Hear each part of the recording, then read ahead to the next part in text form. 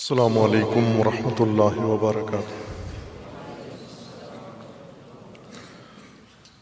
اعوذ باللہ من الشیطان الرجیم، بسم اللہ الرحمن الرحیم۔ الحمد للہ والصلاۃ والسلام علی رسول اللہ وآلہ آل اللہ، واللعنۃ الدائمۃ علی اعدائہم اعداء اللہ، من یوم عداوتہم الی یوم لقاء اللہ۔ عباد اللہ اوصیکم ونفسی بتقوی اللہ، اتقوا اللہ فإن خیر الزاد التقوی۔ بندگان خدا، آپ سب کو اور اپنے نفس کو تقوی الہی کی دعوت دیتا ہوں، تقوی الہی کی وصیت کرتا ہوں و تاکید کرتا ہوں کہ اپنی زندگی میں تقوی اختیار کریں۔ تقوی حیات انسانی کی ہدایت کے لیے مقرر نظام کا رکن ہے، ستون ہے۔ قرآن کریم میں خداوند تبارک و تعالی نے انسانی حیات کی ہدایت کے لیے تعلیمات، اصول، احکام، قوانین و ضوابط ذکر فرمائے ہیں، بیان فرمائے ہیں، اور ان سب کو تقوی سے منسلک کر دیا ہے کہ سب تقوی کی بنیاد پر ہیں۔ ہم یوں کہہ سکتے ہیں کہ دین کی ساری تعلیمات انسان کی زندگی کی ہدایت ہیں، وہ زندگی کے اصول ہیں، اور تقوی طرز زندگی ہے، انداز زندگی ہے۔ تقوی کا معنی کیا ہے کہ تقوی انسان کی محفوظ زندگی کے نظام کا نام ہے۔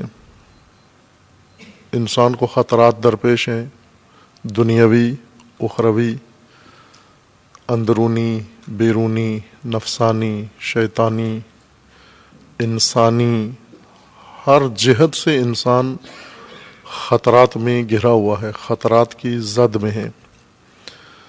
ان آفات اور خطرات سے محفوظ رہنے کا نام تقوی ہے، محفوظ زندگی تقوی ہے، اور یہ حفاظتی نظام اللہ نے مقرر کیا ہے۔ چونکہ انسان اگر خطرات سے محفوظ رہنے کے لیے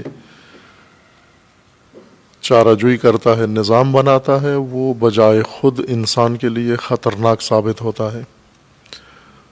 تاریخ انسان نے ابھی تک یہ ثابت کیا ہے کہ انسان نے اپنی حفاظت کے لیے جو کچھ بنایا ہے وہی اس کی تباہی کا باعث بنا ہے۔ جیسے آج کل مہلک ہتھیار بناتے ہیں، ایٹمی ہتھیار بناتے ہیں، خطرناک اپنے ممالک کی حفاظت کے لیے، اور جو حفاظتی ہتھیار و اسلحہ بناتے ہیں وہ تباہی کا سامان ہے، اسی سے ڈرتے بھی ہیں زیادہ۔ جو حفاظتی محکمے قائم کرتے ہیں وہی تباہی کا و خطرات کا موجب بنتے ہیں۔ آج پاکستان کے اندر بھی لوگ سب سے زیادہ ان اداروں سے ڈرتے ہیں جو لوگوں کی حفاظت کے لیے بنائے گئے ہیں۔ چونکہ انسانی حفاظتی نظام ہے، اس کے اندر خلل ہے، خرابی ہے، کمی ہے، کمزوری ہے اس کے اندر۔ آفت زدہ لوگ اپنی زندگی کو آفات سے محفوظ نہیں بنا سکتے۔ خالق حیات انسانی و خالق انسان کی زندگی کے تحفظ کے لیے نظام بنا سکتا ہے، اور خالق متعال نے بنایا ہے، اسی کا نام تقوی رکھا ہے۔ محفوظ زندگی، دنیاوی خطرات سے اور اخروی خطرات سے محفوظ زندگی کا نام تقوی ہے، اور اس پر تاکید ہے کہ زندگی تقوی کے ساتھ بسر ہو۔ بغیر تقوی کی زندگی فسق و فجور کی زندگی ہے اور ہلاکت و تباہی کی زندگی ہے۔ دنیا میں رسوائی کی زندگی ہے اور آخرت میں تباہی و ہلاکت کی زندگی ہے۔ تقوی کے لیے قرآن کریم نے متعدد آیات اللہ تعالیٰ نے نازل فرمائی ہیں اور تقویٰ کے مختلف پہلو ذکر فرمائے ہیں، جن میں ایک فصل قرآنی ان خطبات کا موضوع تھا، اور وہ مقام متقین ہے کہ قرآن کریم نے با تقویٰ لوگ جن کی پہچان و شخصیت میں تقویٰ آ چکا ہے، متقی اس انسان کو کہتے ہیں قرآنی زبان میں، قرآنی اصطلاح میں، جس کی پہچان تقویٰ بن گیا ہے۔ ہر انسان کی ایک شخصیت ہے، ایک پہچان ہے، اس پہچان کے بنانے میں انسان نے بہت کچھ صفات اپنائی ہیں، عادتیں اپنائی ہیں، وہی اس کی پہچان ہے، انہی سے جانا جاتا ہے۔ مثلا موجود لوگ معاشرے کے اندر ہر ایک خاص صفت سے جانا جاتا ہے، کوئی اچھائی میں جانا جاتا ہے، کوئی برائی کے طور پر جانا جاتا ہے، کوئی امانت داری کے طور پر معروف ہے، کوئی خیانت کے طور پر معروف ہے، کوئی سستی میں مشہور ہے، شہرت ہے اس کی، یہ سست عنصر ہے، کوئی محنت میں معروف ہے، کوئی ذہانت میں معروف ہے، کوئی کند ذہنی میں معروف ہے۔ ہر ایک کی شخصیت کی ایک پہچان ہے، ہر ایک کی ایک پہچان ہے، وہی اس کی شخصیت ہے۔ متقی چند اچھے کام کرنے والے کو نہیں کہتے، متقی انسان وہ ہے جس کی شخصیت میں، پہچان میں تقویٰ آ جائے، اس کی شہرت ہی تقویٰ سے ہو، اس کی جان پہچان تقویٰ سے ہو، لوگ اسے تقویٰ کے عنوان سے ہی جانتے ہوں کہ یہ با تقویٰ انسان ہے۔ البتہ نہ خود ساختہ تقویٰ جو ہم نے خود سے گھڑ لیا ہے، یا بعض اوقات اس کی تفسیر تشریح بعض جگہوں سے ہوتی ہے، بلکہ تقویٰ قرآنی و الہی معنی کے مطابق و تفسیر کے مطابق، جس کی طرف پہلے اشارہ ہوا ہے۔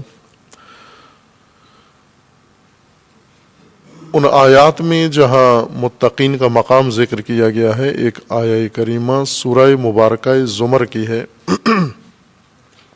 آیت 33 میں متقین کا تعارف ہے۔ حق تعالیٰ کا فرمانا ہے وَالَّذِي جَاءَ بِالصِّدْقِ وَصَدَّقَ بِهِ أُولَٰئِكَ هُمُ الْمُتَّقُونَ۔ اس سے پہلی آیت میں آیہ 32 میں ہے فَمَنْ أَظْلَمُ مِمَّنْ كَذَبَ عَلَى اللَّهِ وَكَذَّبَ بِالصِّدْقِ إِذْ جَاءَهُ أَلَيْسَ فِي جَهَنَّمَ مَثْوًى لِلْكَافِرِينَ۔ اس سے بڑا ظالم کون ہو سکتا ہے جو خدا پر جھوٹ باندھتا ہے، اللہ کی طرف نسبت دیتا ہے ان امور کی جو خدا سے نہیں ہے، جو اللہ کی جانب سے نازل نہیں، جو اللہ کی طرف سے مقرر نہیں، جو اللہ کی طرف سے انہیں بتایا نہیں گیا، ان امور کی نسبت جو اللہ کی طرف دیتا ہے یہ جھوٹا ہے، اور وہ بھی اللہ کی ذات کی نسبت غلط نسبتیں دے کر جھوٹا ہے، کذب علی اللہ کرتا ہے، یہ سب سے بڑا ظالم ہے۔ فمن اظلم، اس سے بڑا ظالم کون ہے، ممن کذب علی اللہ، جو خدا پر جھوٹ باندھتا ہے، اس سے بڑا ظالم کون ہے۔ اور دوسری اس کی خصوصیت اس ظالم کی یہ ہے وَكَذَّبَ بِالصِّدْقِ إِذْ جَاءَهُ، جب اس کے پاس صدق آتا ہے اس کی بھی تکذیب کرتا ہے، اسے بھی جھٹلا دیتا ہے۔ مکذب صدق ہے، جھوٹا ہے، جھوٹ اس کی شخصیت کا حصہ ہے، اور جھوٹ کی زندگی اس نے بنا لی ہے، کاذب زندگی بنا لی ہے اس نے۔ لہذا جب اس کے پاس صدق آتا ہے، سچائی آتی ہے، صداقت آتی ہے، اس کا انکار کر دیتا ہے، جھٹلا دیتا ہے، دھتکار دیتا ہے اس کو۔ الیس فی جہنم مثوی للکافرین، تو کیا کافرین کا ٹھکانہ جہنم کے علاوہ ہے کوئی؟ مسلمان جہنم ٹھکانہ ہے ان لوگوں کا جو کفر اختیار کرتے ہیں۔ یہ بات بھی مربوط ہے تقوی کی بات سے اور ہدایت کی بات سے، جیسے ایک اور بات جو جاری ہے ان ایام میں، انسان شناسی از نظر قرآن کے ضمن میں جو ہر اتوار کو طلاب اور باقی جو جوانان آتے ہیں وہاں حوزہ علمیہ میں، ان کے سامنے یہ بات بیان کی جاتی ہے انسان شناسی از نظر قرآن میں. اس بات میں وہ صفات جو قرآن کریم میں انسان کی طرف منسوب کی گئی ہیں، ایک فصل انسان شناسی کی باب میں یہ ہے کہ جن صفات سے قرآن میں انسان کو یاد کیا گیا ہے کہ انسان یہ صفات رکھتا ہے. ایک صفت کافر ہے وہ کفور، انسان کافر ہے وہ کفور ہے. انسان متعدد آیات میں انسان کو کفور کہا گیا ہے. دو قسم کے کفر کا ذکر قرآن کریم میں ہے. ایک کفر طبقاتی کفر ہے، یعنی مومنین کے مقابلے میں. مومن انسانوں کے دو گروہ ہیں، مومن اور کافر. اور ایک تکفیر یا کفوریت قرآن نے انسان کی طرف منسوب کی ہے، تقسیم کیے بغیر. کفوریت کفر 3 مقام پر استعمال ہوتا ہے. ایک ایمان کے مقابلے میں، دوسرا شکر کے مقابلے میں، اور تیسرا اطاعت کے مقابلے میں. جو انسان ایمان نہیں رکھتا اسے بھی قرآن کافر کہتا ہے، جو شکر بجا نہیں لاتا اسے بھی قرآن کافر شمار کرتا ہے، اور جو اطاعت نہیں کرتا اسے بھی کافر کہا گیا. یہ بھی کفور ہے. کفور زیادہ کفر کرنے والا. اور مراد اس کفوریت سے ہٹ درمی ہے. انسان کے نفس کے اندر ایک صفت ہٹ درمی کی ہے، انکار کی صفت، نظر انداز کرنا، نہ ماننا، اہمیت نہ دینا، توجہ نہ دینا کفر ہے. کیونکہ کفر کا لغوی معنی چھپانا، پنہان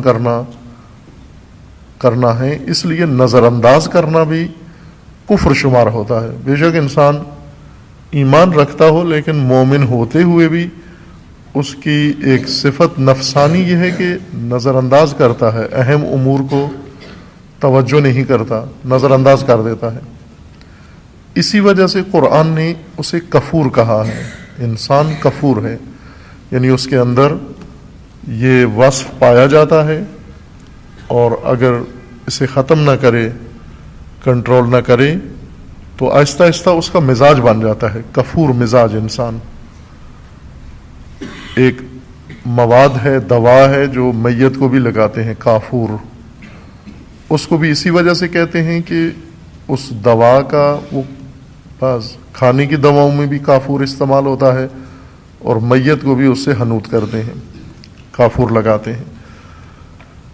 کافور کا کام ہوتا ہے چھپا دینا، یعنی کچھ امور، صفات، بدبو ایسی ہوتی ہے جو کافور اس کو ختم کر دیتا ہے، یا میت کے جسم سے کچھ ایسی چیزیں نمودار ہوتی ہیں جنہیں کافور ختم کر دیتا ہے. اس لیے اس کو بھی کافور کہتے ہیں. پنہان کر دیتا ہے، چھپا دیتا ہے، مٹا دیتا ہے. نظر انداز کرنے والا انسان جو فرامین الہی کو نظر انداز کرے، دینی اصولوں کو نظر انداز کرے، اہم امور کو نظر انداز کرے، ذمہ داریوں کو نظر انداز کرے، مسئولیت کو نظر انداز کرے، فرائض کو نظر انداز کرے، وظائف کو نظر انداز کرے، جن چیزوں کو اہمیت دینے کی ضرورت ہے انہیں نہ دے اہمیت، یہ کفوریت ہے. اس لیے کفر انسان کے لیے ایک آفت کے طور پر ذکر کیا گیا ہے. بڑے کافر، خطرناک کافر وہ ہیں جو ایمان کے مرحلے میں کافر ہو جاتے ہیں، ایمان ہی نہیں لاتے. دوسرے درجے کے کافر وہ ہیں جو ایمان تو لے آتے ہیں، شاکر نہیں ہیں اللہ تعالیٰ کی نعمتوں پر اور اللہ تعالیٰ کے لطف و کرم پر، شاکر نہیں ہیں، نعمتوں کو خاطر میں نہیں لاتے، اور ان نعمتوں کو خدا کی جانب سے نہیں سمجھتے. قرآن کریم میں آتا یہ بھی فرمانا ہے کہ یہ لوگ جن کے پاس نعمتیں ہیں اور یہ گمان کرتے ہیں کہ یہ ہماری اپنی محنت کا نتیجہ ہے، ہم نے تگ و دو کر کے محنت کر کے یہ نعمتیں حاصل کی ہیں، یہ بھی کفوریت ہے، یہ بھی شکر نہیں ہے، شاکریت نہیں ہے کہ جو اللہ نے عطا کیا ہے اسے اپنی جانب سے سمجھے۔ جیسے قارون جو کچھ اس کے پاس تھا وہ بجائے اس کے کہ کہے یہ اللہ کی جانب سے ہے، وہ کہتا تھا کہ اوتیتہ من علم عندی، یہ تو میرے علم کا نتیجہ ہے، یہ میری محنت کا نتیجہ ہے، یہ تو میری کوششوں کا نتیجہ ہے جو کچھ میرے پاس ہے۔ لوگ قارون کو دیکھ کر دل میں یہ احساس کرتے تھے قارون کے زمانے کے لوگ کہ کاش ہمارے پاس بھی اتنی دولت و ثروت ہو جو قارون کے پاس ہے۔ عموماً لوگوں کے اندر یہ حسرت ہوتی ہے، کسی کی کوئی اچھی چیز دیکھتے ہیں، اچھا گھر دیکھیں گے، کہیں گے میرے پاس بھی ہو، یہ مجھے بھی دے۔ قارون کو دیکھ کر ان کے دل کے اندر یہ احساس پیدا ہوتا ہے کہ ہماری حیات بھی قارون کی طرح ہو۔ خداوند تبارک و تعالیٰ کا فرمان ہے کہ یہ نہیں ہے درست طریقہ کہ آپ قارون کو دیکھ کر قارونی حالت و قارونی زندگی کا تمنا دل میں اٹھائیں اور پھر قارون کی حقیقت واضح کی کہ قارون اس دولت و ثروت و ہر چیز سمیت غرق ہوا، نابود ہوا، تباہ ہوا، وہ ساری دولت و ثروت نابود ہو جائے گی۔ جو بھی قارونی منظر کردار دیکھ کر اپنے لیے یہ تمنا کرتا ہے تو اس کو مل جاتا ہے، قارونی ثروت بھی مل جاتی ہے اور قارون کا انجام بھی ہوتا ہے اس کا، چونکہ اللہ کا فرمان ہے کہ جو ہم سے مانگے ہم اسے عطا کر دیتے ہیں۔ وَمِنَ النَّاسِ مَن يَقُولُ آمَنَّا آتِنَا فِي الدُّنْيَا، لوگوں میں سے کچھ ایسے ہیں جو یہ کہتے ہیں خدایا ہمیں دنیا دے، اور کچھ ایسے ہیں جو خدا سے طلب کرتے ہیں آتنا فی الدنیا حسنۃ، ہمیں دنیا و آخرت کے حسنات عطا فرما۔ اب جو صرف دنیا مانگتے ہیں، حسنات نہیں مانگتے، آیا ان کی دعا قبول ہوتی ہے یا نہیں ہوتی؟ اللہ تعالیٰ کا فرمان ہے کہ ہوتی ہے، چونکہ ہمارا کام ہے دینا، عطا کرنا۔ نحن نمد ہؤلاء وہؤلاء، ہم انہیں بھی دیتے ہیں، ہم انہیں بھی دیتے ہیں۔ جو دنیا مانگتے ہیں انہیں دنیا تمام لوازمات سمیت دے دیتے ہیں، اور جو آخرت مانگتے ہیں انہیں آخرت تمام لوازمات سمیت دے دیتے ہیں۔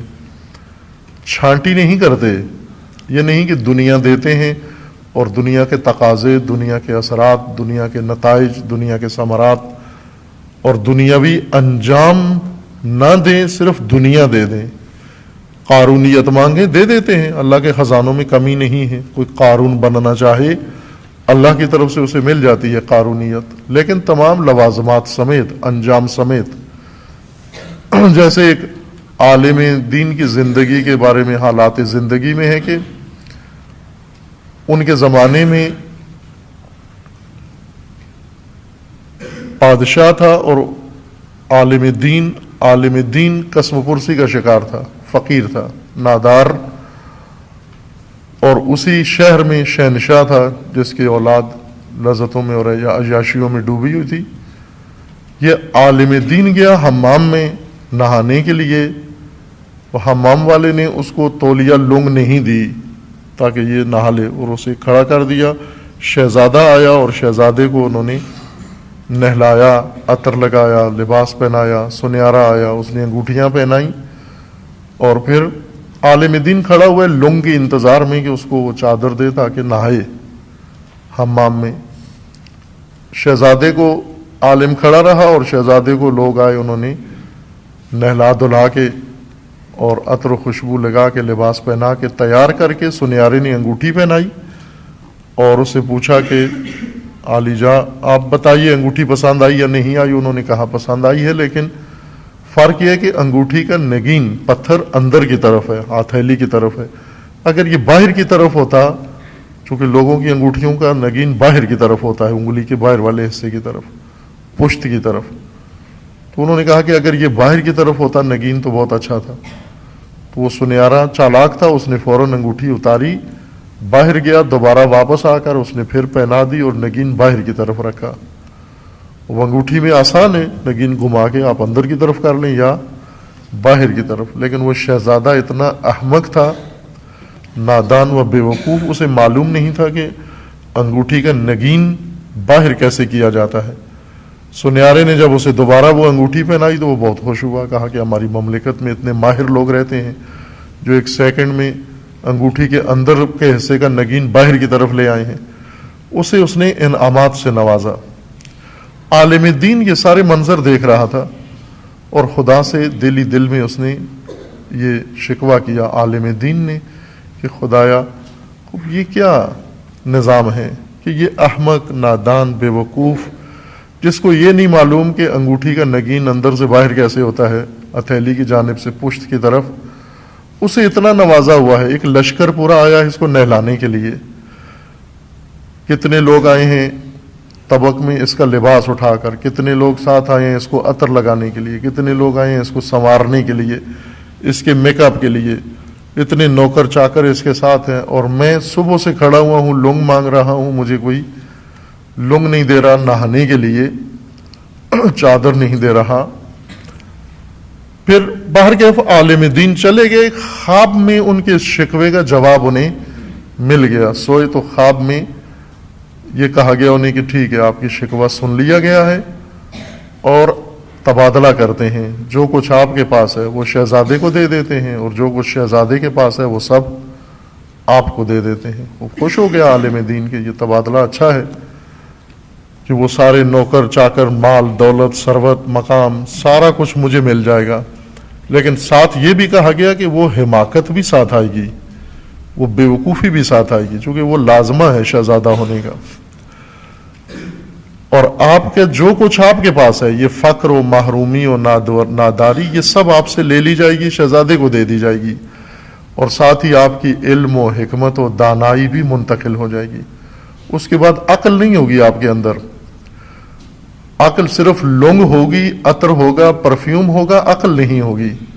نوکر چاکر ہوں گے، انسانیت نہیں ہوگی۔ تو قبول ہے اگر معاملہ تو بتاؤ، ابھی اس کو انجام دے دیتے ہیں۔ اٹھنے سے پہلے جب اٹھو گے تو آپ شہزادے ہوگے اور وہ فقیر ہوگا۔ تو وہیں پر انہوں نے کہا کہ نہیں، مجھے یہ تبادلہ قبول نہیں ہے، ایسا جاؤ ہاشم نہیں چاہیے۔ ایسے ہوتا ہے، قانون ہے اللہ کا، جو چیز بھی کسی کو عطا ہوتی ہے اس کے لوازمات سمیت اس کو دیتے ہیں۔ آگ خریدنی ہے، حرارت ساتھ آئے گی، دھواں ساتھ آئے گا، نہیں ہے کہ صرف آگ چاہیے، حرارت نہیں چاہیے، اس کا دھواں نہیں چاہیے۔ جو کچھ طلب کرو گے اس کے لوازمات، اس کے نتائج، اس کے اثرات بھی ساتھ آئیں گے، آپ کو ملیں گے۔ جیسا اس وقت ہم نے جو کچھ طلب کیا ہمیں ملا ہوا ہے، پاکستان کی قوم نے، پاکستانی ملت نے جو طلب کیا انہیں دے دیا گیا ہے، لیکن لوازمات سمیت دے دیا گیا ہے، اور وہ لوازمات ہمیں پسند نہیں ہیں۔ جب لوازمات پسند نہیں ہیں تو اصل ملزوم بھی طلب نہ کریں جس کے یہ لوازمات ہیں۔ خداوند تبارک و تعالیٰ کا یہ قانون ہے کہ آپ کو سب کچھ مل جائے گا۔ انسان کو خدا جب نعمتیں دیتا ہے بعض اوقات قارون بن جاتا ہے، شاکر نہیں ہوتا، شکر نہیں بجا لاتا۔ شکر یہ نہیں کہ اللہ کا شکر، اللہ تیرا شکر، خدایا تیرا شکر یہ نعمت مجھے مل گئی ہے۔ شکر عملی، نعمت کا عملاً شکر ہوتا ہے، زبانی شکر نہیں ہوتا۔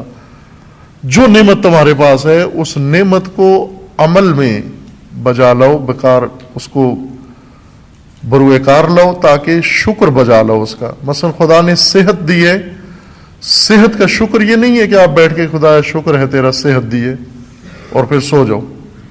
صحت مندی کا شکر یہ ہے کہ اس صحت سے خدا کی راہ میں اب کچھ قدم اٹھاؤ۔ اللہ نے جوانی دی ہے، اس کو خدا کی راہ میں لے آؤ۔ خدا نے مال دیا ہے، اس کو اللہ کی راہ میں لے آؤ۔ خدا نے عزت احترام دیا ہے، اس کو خدا کی راہ میں لے آؤ۔ جو اللہ کی جانب سے ہے اس کو اللہ کی راہ میں لے آؤ۔ یہ شکر نعمت ہے، نہ یہ کہ اسے ذخیرہ کر کے بینک میں جمع کرا کے اور مٹکوں میں بند کر کے دفن کر کے پھر کو خدایا تیرا شکر ہے اتنا مال و منال مجھے دیا ہے، تو نے اولاد دی ہے، خدا نے خدا نے اولاد دی ہے تو خدا کی راہ میں اس کو رکھو. آپ خدا کی راہ سے دور کر کے یہ نہیں کہہ سکتے کہ اللہ نے یہ نعمت اولاد دی ہے. اگر اللہ کی طرف سے ہے تو شاکر بنو. شاکر ہونا یہ ہے کہ اللہ کی نعمت کو اللہ کی راہ میں صرف کرو. چونکہ خدا نے نعمتیں اس لیے نہیں دیں کہ نعمتیں اللہ سے لو اور استعمال شیطان کی راہ میں کرو. اس کو اللہ کی راہ میں استعمال کرو. اگر انسان شاکر ہو جائے کہ تقوی کا ایک رکن ہے شکر, کافر نہیں ہوتا. تیسرا کفر ہے اطاعت, جب انسان اطاعت ترک کر دیتا ہے, اللہ تعالیٰ کے فرامین بجا نہیں لاتا, خدا کے بتائے ہوئے احکام پر عمل نہیں کرتا, یہ بھی کافر ہے. مقام عمل میں کافر ہے, اطاعت نہیں کرتا, ہٹ دھرم ہے, متمرد ہے, معصیت کار ہے, گستاخ ہے, اس لیے کفور ہے. انسانوں کا مزاج ہے بعضوں کا انکار کرنا, کسی چیز کو مانتے نہیں ہیں, ہٹ دھرمی, نہ ماننا, انکار, جھٹلا دینا, یہ اپنے لیے ایک فضیلت سمجھتے ہیں. یہ بھی کفوریت انسان ہے. جب انسان کے پاس صدق آتا ہے, صداقت آتی ہے, سچائی آتی ہے, اسے مان لے. سچائی کو مان لینا, قبول کر لینا, تصدیق کرنا تقوی کی علامت ہے. اور اگر سچائی کو, صدق کو قبول نہیں کرتا, جھٹلانا ہے, اور جھٹلانے سے انسان کفور بن جاتا ہے.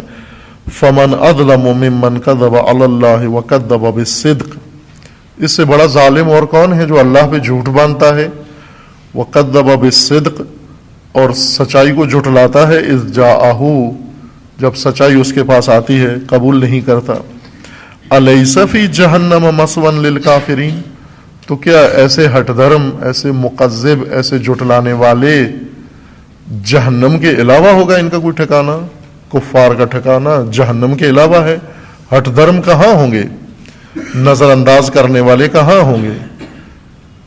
اب ہم خود سوچیں کہ ہم کتنی چیزوں کا نظر انداز کیے ہوئے ہیں, کتنی چیزوں سے رخ پھیرا ہوا ہے, کتنی ایسی ہدایت اللہ ہے جس کی طرف ہماری رغبت نہیں ہے,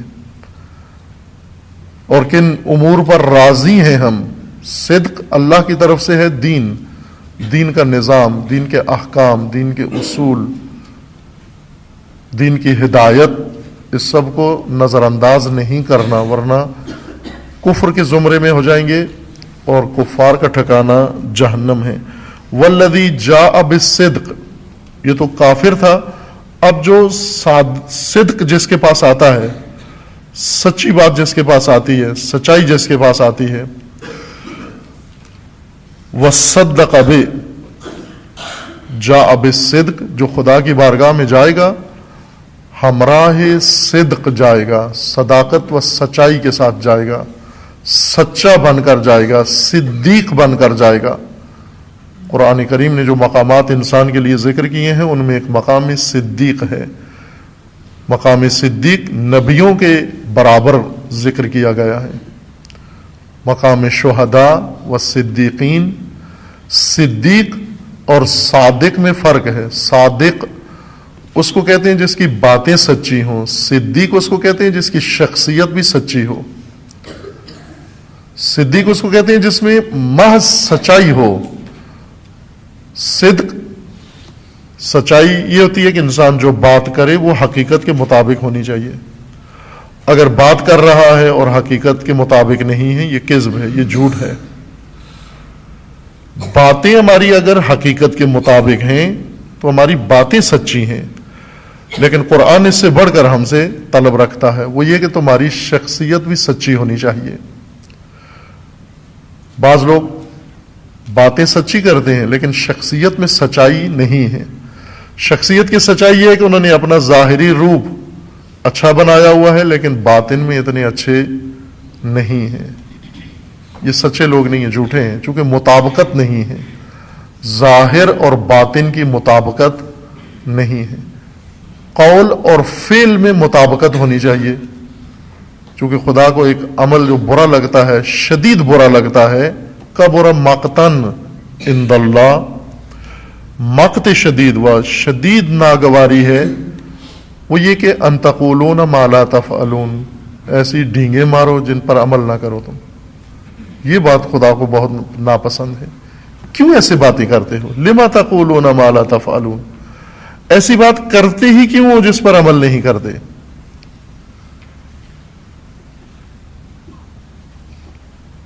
آداب اسلامی کی باس میں، آفات کی باس میں ظاہرنا طلاب کی خدمت میں کل ایک حدیث پڑھی تھی، وہ بہت دلچسپ حدیث ہے. اس میں وہ لوگ جو عالم ہیں، اصل حدیث یہ ہے کہ جہنم میں ایک طبقہ ہوگا اور ایک طبقہ جنت میں ہوگا، لیکن یہ آپس میں جان پہچان رکھنے والے ہوں گے، آشنا ہوں گے ایک دوسرے سے، جنتی اور جہنمی. جنتیوں کو خبر ملے گی کہ ان کے جان پہچان والے جہنم میں ہیں، ان کو افسوس ہوگا، دل دکھے گا ان کا، اور انہیں موقع دیا جائے گا کہ ان جہنمیوں سے ہم کلام ہوں. یہ جنتی لوگ بہشت میں، یہ اہل جہنم وہ خاص لوگ جن سے ان کی جان پہچان ہے، انہیں جا کر ملیں گے یا ان سے گفتگو کریں گے، انہیں موقع فراہم کیا جائے گا، اور اس موقع پر ان سے پوچھیں گے کہ تم کیسے جہنم آ گئے، جبکہ ہم جنت میں آئے ہیں تمہاری وجہ سے. آپ نے ہمیں تعلیم دی تھی، آپ نے ہماری تربیت کی تھی، آپ نے ہماری رہنمائی کی تھی، آپ نے ہمیں راستہ دکھایا. آپ کی تعلیم و تربیت، آپ کی تعلیم و تعدیب کے نتیجے میں ہم جنت میں پہنچے ہیں، اور آپ خود جہنم میں کیسے آ گئے؟ جن کے دکھائے ہوئے راستے سے ہم جنت میں پہنچے ہیں، وہ خود کیسے جہنم میں چلے گئے؟ وہ ان کو جواب دیں گے کہ جو باتیں ہم آپ کو بتاتے تھے اور آپ ان پر عمل کرتے تھے، ہم فقط بتاتے تھے، ان پر عمل نہیں کرتے تھے. ہم صرف زبانی جمع خرچ کرتے تھے، ہم صرف تقریریں کرتے تھے، ہم صرف تعلیم دیتے تھے، ہم صرف تربیت دیتے تھے، تربیت لیتے نہیں تھے. جو تمہیں دیا ہے اس سے خود محروم تھے ہم، اس لیے ہم خود جہنم آ گئے. کتنا افسوسناک منظر ہے کہ وہ راستہ جو انسان دوسروں کو بتائے، اسی راہ کی وجہ سے اور اس ہدایت کی وجہ سے دوسرے جنت چلے جائیں اور خود جہنم میں ہو، کیونکہ عمل نہیں کرتا، یعنی صدیق نہیں تھا. صدق یہ ہے کہ آپ کی بات جو بات کر رہے ہو وہ حقیقت کے مطابق بھی ہو، آپ کی بات آپ کے عمل کے ساتھ بھی ہمراہ ہو، گواہی عملی بھی ہو اس کے اندر. یہ نہ ہو کہ باتیں کریں اور عمل نہ کریں. اور تیسری چیز کہ آپ کا ظاہر آپ کے باطن کے مطابق بھی ہو، جو ظاہر ہے ویسے ہی باطن میں ہو. ظاہر میں اگر اچھے ہو تو باطن میں بھی اچھے ہو آپ، پھر آپ صدیق شمار ہوں گے. یہ صداقت ہے، صدیق ہے. انہی کے بارے میں قرآن فرماتا ہے وَالَّذِي جَاءَ بِالصِّدْقِ، جو بارگاہ خدا میں آئیں گے اور صدق کے ساتھ آئیں گے، سچائی کے ساتھ آئیں گے، صدیق بن کر آئیں گے. وَصَدَّقَ بِهِ، اور جو صدق خدا کی جانب سے ان تک آیا ہے اس کی تصدیق بھی کرنے والے ہوں گے. اولئک هم المتقون، یہ متقی لوگ ہیں، یہ باتقوا ہے. ان کی شخصیت کا رکن تقوا ہے، سچائی کی تصدیق کرنا اور اپنی شخصیت کو صدیق بنانا، اپنی زندگی کو صدق پر استوار کرنا. صداقت کے بغیر تقوی ناممکن ہے. جھوٹ نہ ہو، نہ اللہ پہ جھوٹ باندھو، نہ خلق خدا میں جھوٹ باندھو. کاروبار میں جھوٹ نہ بولو، بات چیت میں جھوٹ نہ بولو، لین دین میں جھوٹ نہ بولو، رشتوں کے لینے دینے میں جھوٹ نہ بولو، دوستیوں میں تعلقات میں جھوٹ نہ بولو، سیاست میں جھوٹ نہ بولو. کتنے لوگ ہیں جی سیاست میں سب چلتا ہے، کاروبار میں سب چلتا ہے. کس کی اجازت سے چلتا ہے؟ حرام خدا کو حلال کیوں کرتے ہو؟ حرام ہے، کذب حرام ہے، جھوٹ حرام ہے، ممنوع ہے. پہلا اثر یہ ہے کہ تقوی سے دور کر دیتا ہے. اور یہیں سے جب حصار تقوی ٹوٹتا ہے انسان غیر محفوظ ہو جاتا ہے. اور جیسا آپ دیکھ رہے ہیں جس معاشرے میں ہم ہیں، جس کا حصہ ہیں، اس کی ہر شے جھوٹ پر ہے. جھوٹی قدریں، جھوٹی زندگیاں، بناوٹی زندگیاں، ایک دوسرے کو دکھانے کے لیے دکھاوا، حقیقت اندر کچھ اور ہے، باہر اظہار اس کا کچھ اور ہے. جعلی عنوانات، ڈگریوں اور سندوں کے ذریعے سے پرہم اپنا بنانا، محض کاذب امور سے ساری زندگی ہی کذب کے اوپر استوار ہے. اس کذب کے ماحول میں تقوی نہیں وجود میں آ سکتا. تقوی صداقت سے آتا ہے، صدق سے آتا ہے، سچائی سے آتا ہے. ہر شعبے میں سچائی ہو، کسی جھوٹ کا سہارا لے کر اپنی شخصیت نہ بنائیں، اپنا تعارف نہ کروائیں. جو ہیں وہی ہوں، بتا دیں کہ میں یہ ہوں.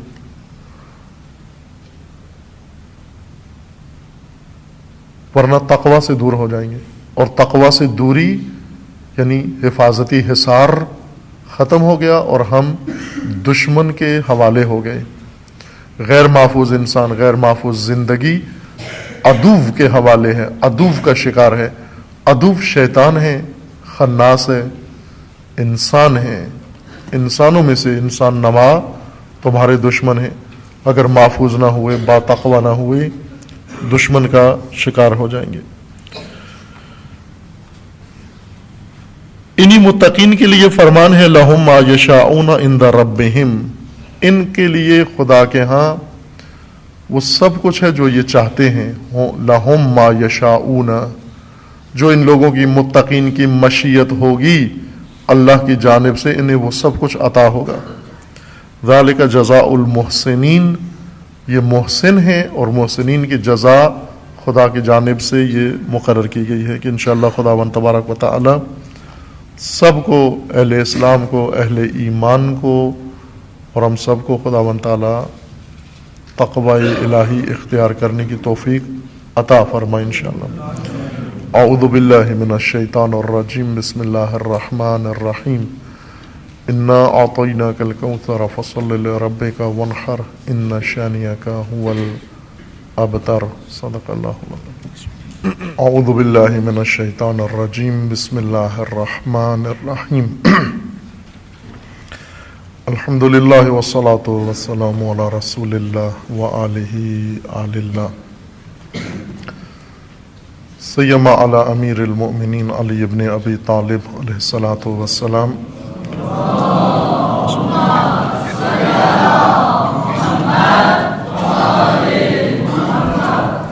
و فاطمۃ الزہرا سیدۃ نساء العالمین.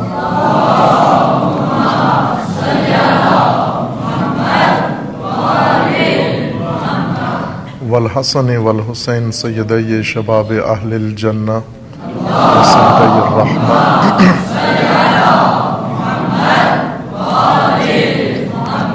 وعلی ابن الحسین علیہ الصلاۃ والسلام.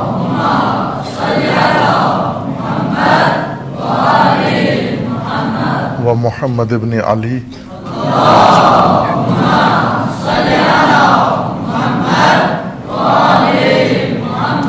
وجعفر ابن محمد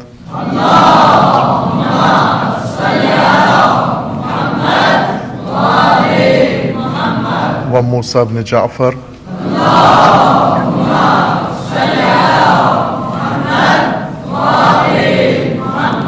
وعلی ابن موسیٰ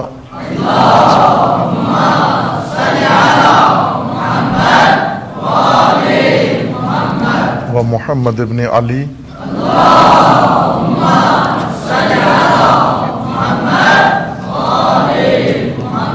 وعلی ابن محمد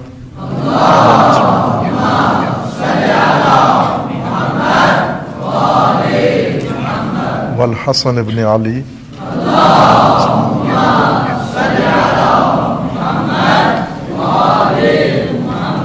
والحجت ابن الحسن القائم المہدی.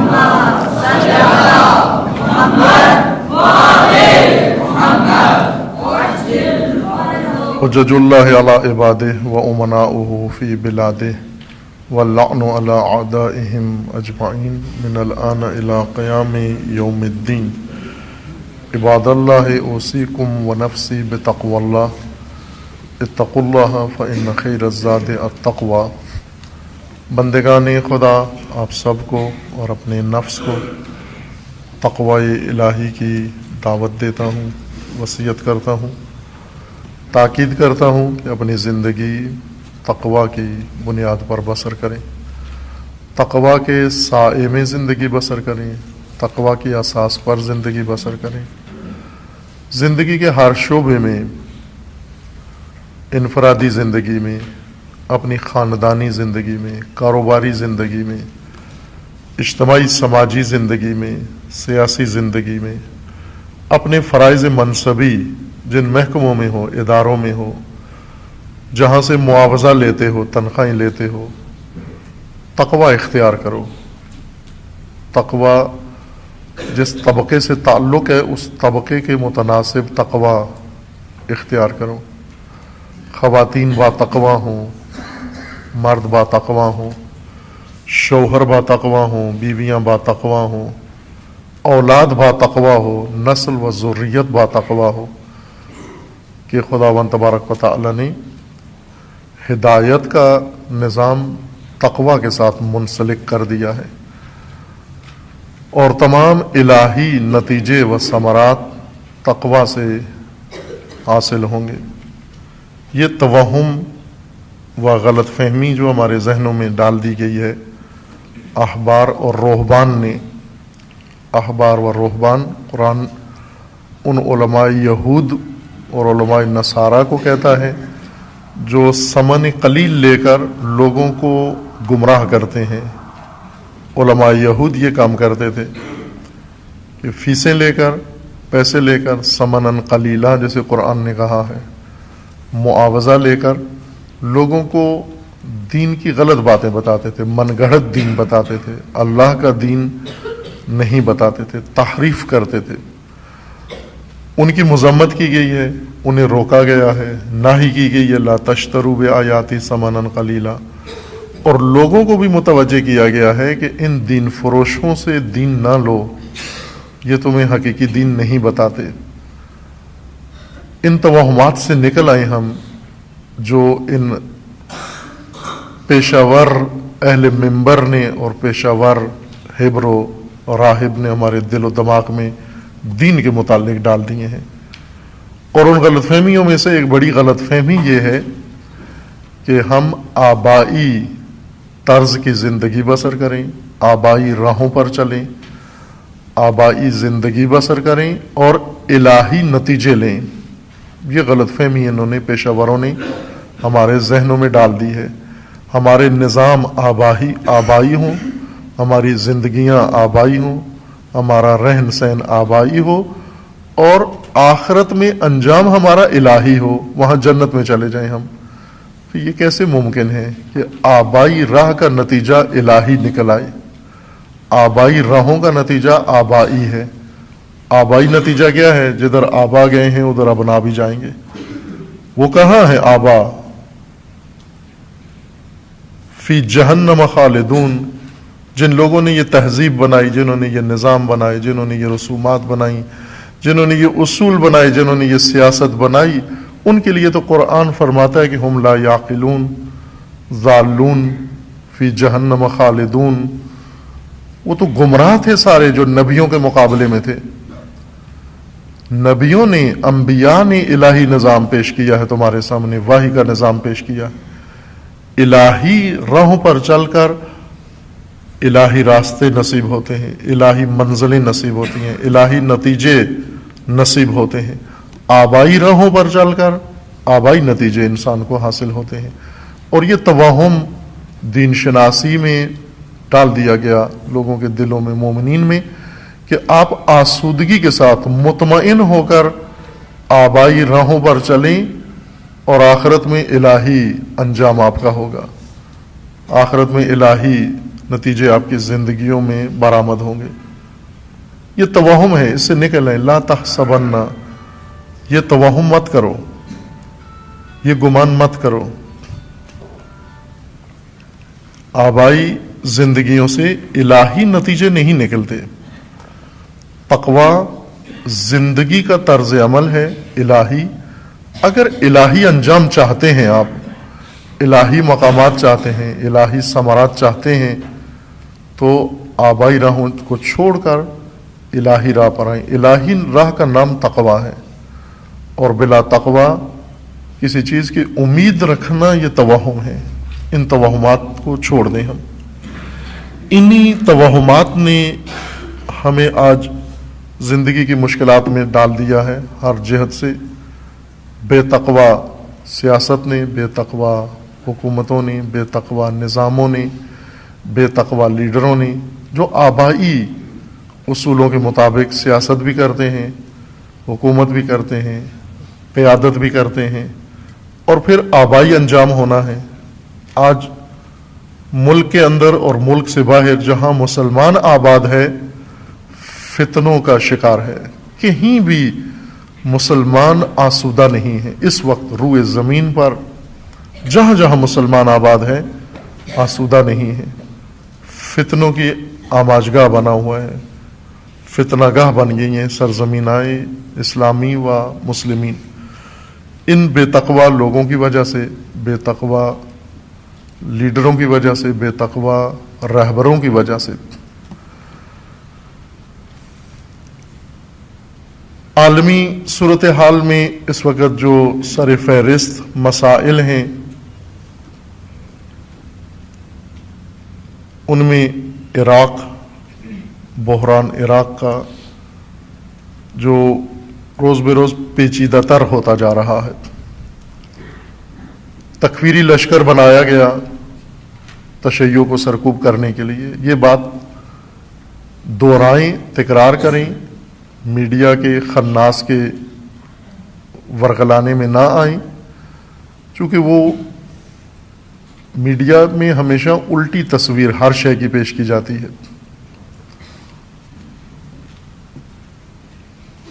برطانیہ کے عوام نے B B C television کے خلاف شکایت عدالت میں درج کروائی ہے. برطانوی عوام نے، کچھ لوگوں نے، کہ برطانیہ کا یہ ٹی وی، یہ شیطان بی بی سی نشریاتی ادارہ، برٹش براڈ کاسٹنگ کونسل، یہ سب سے زیادہ گمراہ کن ادارہ ہے، جس کے ہاتھوں برطانوی عوام بھی تنگ ہیں، حقائق کو مسخ کر کے پیش کرتا ہے. اس کے خلاف برطانیہ کے لوگوں نے شکایت کی ہے کہ یہ اس تکفیری لشکر کو اس طرح سے متعارف نہیں کرواتا جس طرح یہ وحشت کا لشکر ہے.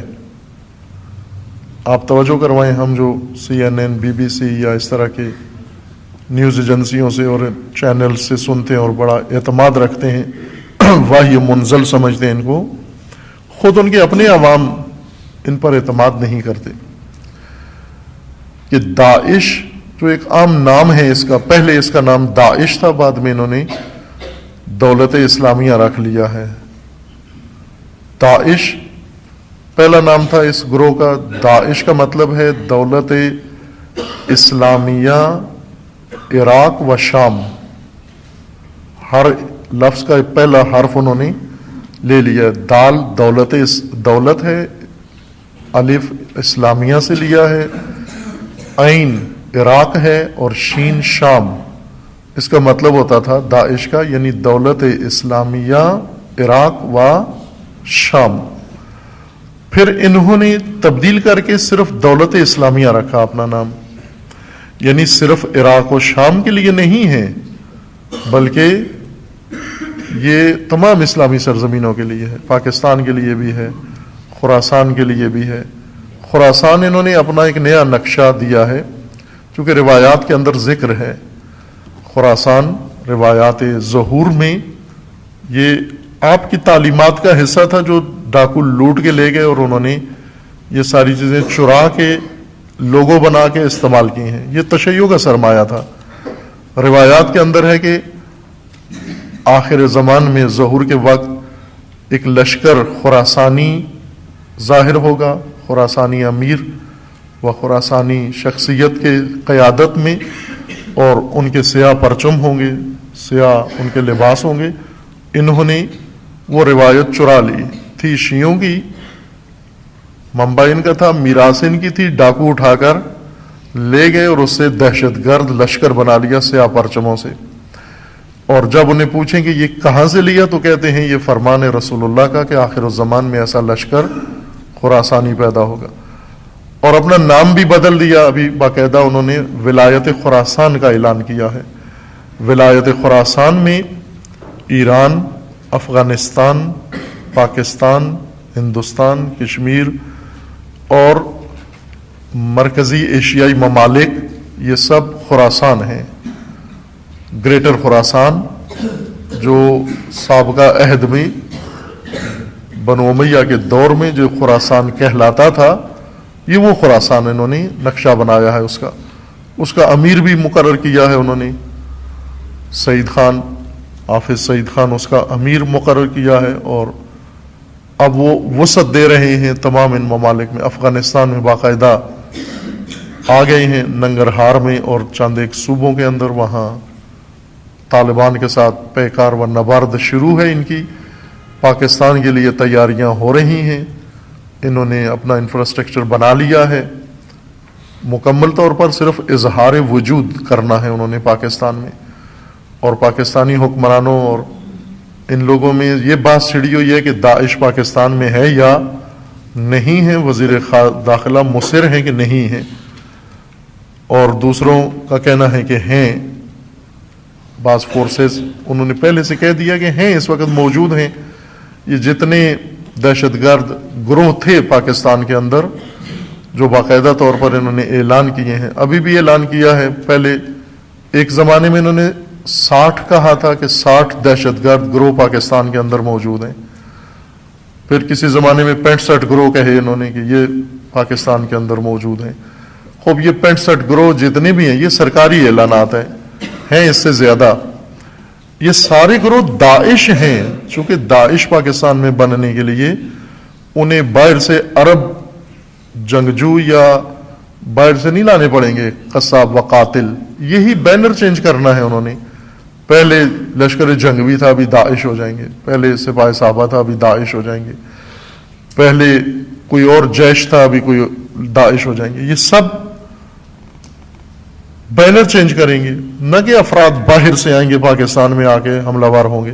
یہی داعش ہیں، یہ 60-70 لشکر جو سرکار نے اعلان کیے ہیں یہی داعش ہیں، یہ موجود ہیں، اور یہ آپس میں منسلک ہو رہے ہیں، ان کی ساز باز ہے یہ اپنے اظہار وجود کے لیے۔ یہ صرف اس لیے عرض کیا کہ داعش سے دولت اسلامیہ کیسے بنی۔ داعش عراق و شام کے لیے بنی تھی دولت اسلامیہ، اب اس میں وسعت دے کر انہوں نے اس کو تمام مسلمان ممالک کے لیے کر دیا ہے دولت اسلامیہ۔ بی بی سی اس کے لیے دہشت گرد کا لفظ استعمال نہیں کرتا، B B C channel television. برطانوی عوام نے اپنی ہی ٹی وی کے خلاف شکایت کی ہے کہ یہ دہشت گردی کو پروموٹ کرنے والا چینل ہے، یہ دہشت گردی کو کوریج دیتا ہے، یہ ترجمان ہے دہشت گردی کا۔ یہ ابھی بھی کیس ہے، آپ جا کے نیٹ پر ہی سرچ کر سکتے ہیں، مل جائے گا ریفرنسز کا آپ کو، کہ بی بی سی کو برطانوی عوام نے، غیر مسلمانوں نے نہیں کیا یہ کام، غیر مسلم برطانوی عوام نے عوامی پلیٹ فارم سے بی بی سی کے خلاف یہ کیس برطانوی عدالت میں کیا ہے کہ بی بی سی دہشت گردی کی ترویج کرنے والا چینل ہے، یہ ترجمان ہے ان کا، یہ ان کے افکار پھیلاتا ہے یہ ٹی وی چینل، اور مغربی دنیا کو داعش کے افکار سے آگاہ کرتا ہے بی بی سی، یہ بتاتا ہے ان کو داعش کیا ہے، اور کبھی بھی اس کے لیے مذمتی الفاظ استعمال نہیں کرتا، نفرت آمیز الفاظ استعمال نہیں کرتا، چونکہ خبر جو بنائی جاتی ہے اس کو رنگ دیا جاتا ہے، نیوز جو پہنچائی جاتی ہیں اس میں اصطلاح ہے خاص ان کی کہ خبر کو آپ نے رنگ دینا ہے. نیوز میکنگ ہوتی ہے ہر چینل کے اندر, ماہر ایکسپرٹ لوگ ہوتے ہیں کہ اس خبر کو ہم نے بنا کے سنوار کے میک اپ کر کے اس کو پیش کرنا ہے کہ خبر سے ہم اپنا ہدف حاصل کر لیں. مثلا پاکستان کا وزیر اعظم جب کوئی بیان دیتے ہیں تو سارے اخبار یا سارے چینل اس سے خود ہیڈ لائن بناتے ہیں, ایک ہی نہیں بتاتے, ہر ایک اپنی سوچ کے مطابق بناتا ہے, جو چاہتا ہے اس نیوز سے استفادہ کرنا اس طرح سے بنا کے دیتا ہے. بی بی سی یہ کام کرتا ہے کہ داعش کی خبریں, قتل و غارت کی خبریں یہ ساری دیتا ہے, لیکن کبھی بھی اس لہجے میں نہیں دیتا کہ لوگ یہ خبریں سن کر متنفر ہو جائیں, نفرت کریں اس سے, بلکہ دلچسپی بڑھاتا ہے. اس طرح سے بی بی سی خبر بناتا ہے کہ لا تعلق آدمی کی بھی دلچسپی بڑھ جاتی ہے کہ میں دیکھوں یہ کون لوگ ہیں, کیا گروہ ہیں, کرتے کیا ہیں. مہارت ہے صحافیوں سے, آپ پوچھ سکتے ہیں جرنلسٹ, ان کی مہارت یہی ہوتی ہے کہ بعض اہم چیزوں سے لوگوں کی توجہ ہٹانے کے لیے اس خبر کا لب و لہجہ ایسا بنائیں آپ, اور بے شک نشر بھی کر دیں, سن کے لوگ انسنا کر دیں گے یہ اس کی کوئی اہمیت ہی نہیں ہے, اور اس کے بجائے ایک بہت ہی گھسی پٹی چیز کو لے کر اس کو لب و لہجہ ایسا بنائیں گے کہ لوگوں کی دلچسپی بڑھ جاتی ہے کہ دیکھیں یہ ہے کیا چیز, یہ ماجرا ہے کیا. یہ کام آپ روزانہ ہو رہے ہوتے ہیں, آپ کے ساتھ نشریاتی ادارے اور چینلز یہ کام کر رہے ہیں. بی بی سی مغربی ملکوں میں لوگوں کی توجہ داعش کی طرف دلچسپی بڑھانے میں اہم کردار ادا کر رہا ہے, اور یہ شکایت وہاں کے عوام نے بی بی سی کے خلاف کی ہے.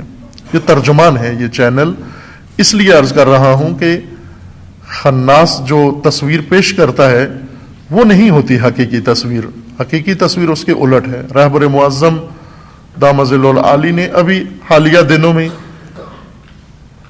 ایک بیان, چونکہ ایران میں انتخابات ہو رہے ہیں, 2 الیکشن ہو رہے ہیں ایک ساتھ ایک ہی دن میں, ایک پارلیمنٹ کا الیکشن ہے جو بہت اہم ہے, اور دوسرا خبرگان کا, رہبری کونسل کا الیکشن ہے, جو لوگ رہبر کو تشخیص دیتے ہیں, متعارف کرواتے ہیں, تائید کرتے ہیں عوام کے سامنے کہ یہ بھی بہت اہم کونسل ہے یہ. اور اس وقت یہ دونوں الیکشن اور دونوں ہی انتخاب موضوع بنے ہوئے ہیں. بی بی سی نے 3 شخصیتوں کے نام دیے ہیں, بی بی سی فارسی نے 3 شخصیتوں کے نام دیے ہیں, اور ایرانی عوام سے یہ تقاضا کیا کہ ان 3 کو ووٹ نہیں دینا. وہ 3 شخصیات ہیں, ایک آیت اللہ شیخ احمد جنتی, دوسری شخصیت ہے آیت اللہ محمد یزدی, تیسری شخصیت ہے آیت اللہ مصباح محمد تقی مصباح یزدی. کہا کہ ان تینوں کو ووٹ نہیں دیں, عوام کو کہا, اور اس نے ریاضی فارمولہ بتایا ہے. دلچسپ بات, اب فارسی بی بی سی نے یہ کام کیا ہے, ریاضیات کا حساب و کتاب کر کے ریاضی فارمولے دیے ہیں ان 3 کو الیکشن ہروانے کے لیے, ہارنے کے لیے حساب کتاب لگایا انہوں نے. مثلا یہ لکھا انہوں نے کہ جس حلقے میں یہ تینوں ہیں کینڈیڈیٹ, اب یہ تینوں اس وقت رکن ہیں, اس وقت جو مدافعان انقلاب ہیں, جو سہارا و ستون ہیں, ان میں سے یہ 3 شخصیات ہیں, اور بھی ہیں, لیکن یہ 3 صف اول کے تینوں بزرگ ہیں, ایجڈ ہیں اس وقت, شاید تینوں ہی 70-80 سال کے پیٹے میں ہوں گے یہ, لیکن یہ بوڑھے اس وقت دشمنوں کی ناک کا بال بنے ہوئے ہیں, ان کے آنکھ کا کانٹا بنے ہوئے ہیں یہ تینوں بوڑھے, یہ بزرگ ہستیاں. انہوں نے در حقیقت ہر یلغار روکی ہوئی ہے اور اپنے سینے کو سپر کیا ہوا ہے. ان تینوں نے, آیت اللہ جنتی جو شورائے نگہبان میں ہیں, اور اسی طرح آیت اللہ مصباح یزدی جنہوں نے ہر نظریاتی فتنہ فاش کیا ہے, انقلاب کا دفاع کیا ہے. آپ توجہ کریں کہ तमाम अरब ममालिक इनकलाब के दुश्मन और पड़ोस में, और ईरान के तमाम मगरबी ममालिक दुश्मन, पाबंदियां लगाकर मुहासरा करके उन्होंने माहौल बनाया। तो इनकलाब तमाम दुनिया के मुकाबले में है। किस तरह से बचा हुआ है ये इनकलाब? अब जाहिर है कि कुछ फिदाकार हैं वहां पर, कुछ सीने हैं ऐसे जो सारे तीर अपने सीने पे लेते हैं और अपना निजाम बचाया हुआ है। ये 3 रुकन उनमें से हैं। और बीबीसी कह रहा है कि इनको हराने के लिए रियाजी का फार्मूला है। वो फार्मूला उसने ये दिया है, चूंकि पाकिस्तानी कौम भी इलेक्शन बाज कौम है, इसलिए आपके लिए दिलचस्पी का बायस है ये। जिस तरह मलंगों के लिए दमाल दिलचस्पी की चीज होती है ना, जहां नौबत बाजे तो मलंग जहां भी हो झूलना शुरू हो जाता है, वो झूमना शुरू हो जाता है। इसी तरह इंतखाब कहीं पे भी हो झूमते हैं हम अमीर, किसी भी हलके में हो बाकी इलाकों वाले भी झूम जाते हैं कि वहां इलेक्शन हो रहे हैं और सुनते हैं खबरें। क्रिकेट और इलेक्शन 2 दिलचस्पी की चीजें हैं। आप भी सुने, इस्तेमाल करेंगे फार्मूले बीबीसी के शैतानी। बीबीसी ने यह कहा है कि इनके हलके में कितने कैंडिडेट हैं। फर्ज करें वहां से 15 नुमाइंदे चुने जाने हैं। 15 नुमाइंदे जिस इलाके से चुने जाने हैं, पूरे सूबे से या पूरे डिवीजन से, तेहरान से, वहां पर गालिबन कोई 40-50 कैंडिडेट हैं जो शूरा निगहबान के फिल्टर से निकलकर क्वालिफाइड हैं इस वक्त। इन्होंने उनके वोटों का हिसाब लगाया है कि पिछले इलेक्शन में इस कैंडिडेट ने इतने वोट लिए, इसने इतने लिए, इसने इतने लिए, इसने इतने लिए, और फिर उन वोटों को जमा किया है और इन तीनों के वोटों को जमा किया है। हारे हुए कैंडिडेट्स, चूंकि ज्यादातर हार जाते हैं, उन हारे हुए कैंडिडेट्स की वोटों को जमा करके, और ये कहा है कि अगर ये जितने हारे हुए कैंडिडेट्स हैं इनके मुकाबले में, पहले भी इनसे हार चुके हैं इलेक्शन इनके मुकाबले में, अभी अगर ये सारे अपने वोट इकट्ठे कर दें तो हारे हुए वोट और हारे हुए कैंडिडेट्स ने जो वोट लिए हैं वो मजमूई तौर पर इनके वोटों से ज्यादा बनते हैं। ये 3 आदमी जो वोट लेके जीतते हैं, मसलन तीनों ने 1-1 मिलियन वोट लिया है, 3 मिलियन वोट हो गए इनके, यानी 1 मिलियन आदमी हैं जो इन तीनों को वोट देते हैं। इन्होंने हारे हुए वोट जमा करके कहा कि वो 3 मिलियन बनते हैं या 4 मिलियन बनते हैं। तो हारे हुए कैंडिडेट सारे एका कर लें और उन अपने वोटर्स को कहें कि वो इनको वोट ना दें। इस तरह जमा खर्च रियाजी का फार्मूला देकर ये 3 सुतून इनकलाब के गिराने के लिए बीबीसी ईरानी इलेक्शन के लिए फार्मूला दे रहा है। ये चैनल और इस जैसे, चूंकि हमारे चैनल फजलाखोर हैं, एबटाबाद में उसामा पकड़ा जाता है और पाकिस्तानी चैनल खबर देते हैं CNN से लेकर। CNN ने खबर दी और पाकिस्तानी चैनल में दौड़ लग गई कि CNN से पहली खबर किसने ली। मुल्क आपका है, मुजरिम आपके इलाके में था, पकड़ा यहां से गया है, ऑपरेशन यहां हुआ है और खबर आपको CNN दे रहा है, और फिर बाद में इस दौड़ में चैनल लग गए कि पहली किसने खबर दी। शर्म की बात है ये। पाकिस्तान में जलजला आया, मुशर्रफ साहब सदर थे, उन्होंने बयान दिया कि जलजले का नुकसान वही इस्लामाबाद जो बिल्डिंग गिरी है वही है, बस इसके अलावा बचत हो गई है। वो कहते थे चूंकि मेरी हुकूमत है बरकत वाली, लिहाजा बचत हो गई है और बाकी नुकसान नहीं हुआ, कौम उम्मीद से। तकरीर भी कर डाली फौरन ही उसने। जापान सैटेलाइट ने दूसरे दिन इनको बताया कि आपका शुमाली रीजन जितना है वो दब गया है मलबे के नीचे। जापान ने बताया इनको। जलजला पाकिस्तान में आया है, आधा मुल्क मट्टी के नीचे दब गया है, लाखों अफराद मट्टी के नीचे दब गए हैं, और खबर जापान दे रहा है कि आपका मुल्क दब गया है, चूंकि सैटेलाइट उनकी थी। अब ये पाकिस्तान में होता है, ऐसे निजाम चलता है। दाइश عراق و شام کے لیے یہ لشکر تھا کہ عراق و شام سے تشیع کا صفایا کر کے تکفیری لشکر بنائیں، لیکن انہوں نے عراق و شام سے وسیع تر اپنا منصوبہ بنا کر اور اب پورے اسلامی ممالک کے لیے اناؤنس کیا ہے۔ بی بی سی اس لشکر کو متعارف کروانے میں اور اس کی طرف دلچسپی بڑھانے میں اہم کردار ادا کر رہا ہے۔ یہ لشکر عراق میں اور سوریہ میں اس وقت شدید دباؤ میں ہے۔ اس دباؤ سے نکالنے کے لیے عربی و غربی ممالک اس وقت داعش کو بچانے کے لیے تگ و دو کر رہے ہیں، چونکہ 4 ممالک کا جو اتحاد ہوا ہے، ایران، سوریہ، عراق اور روس، اس نے دونوں جگہوں پر داعش کے وجود کو خطرے میں ڈال دیا ہے۔ سوریہ میں بالخصوص اس وقت جنگ داعش کو بچانے میں اس وقت لگی ہوئی ہے کہ 60 ممالک کا اتحاد امریکہ کی قیادت میں اور آل سعود کی تعاون سے داعش کو بچانے کے لیے کوششیں کر رہے ہیں۔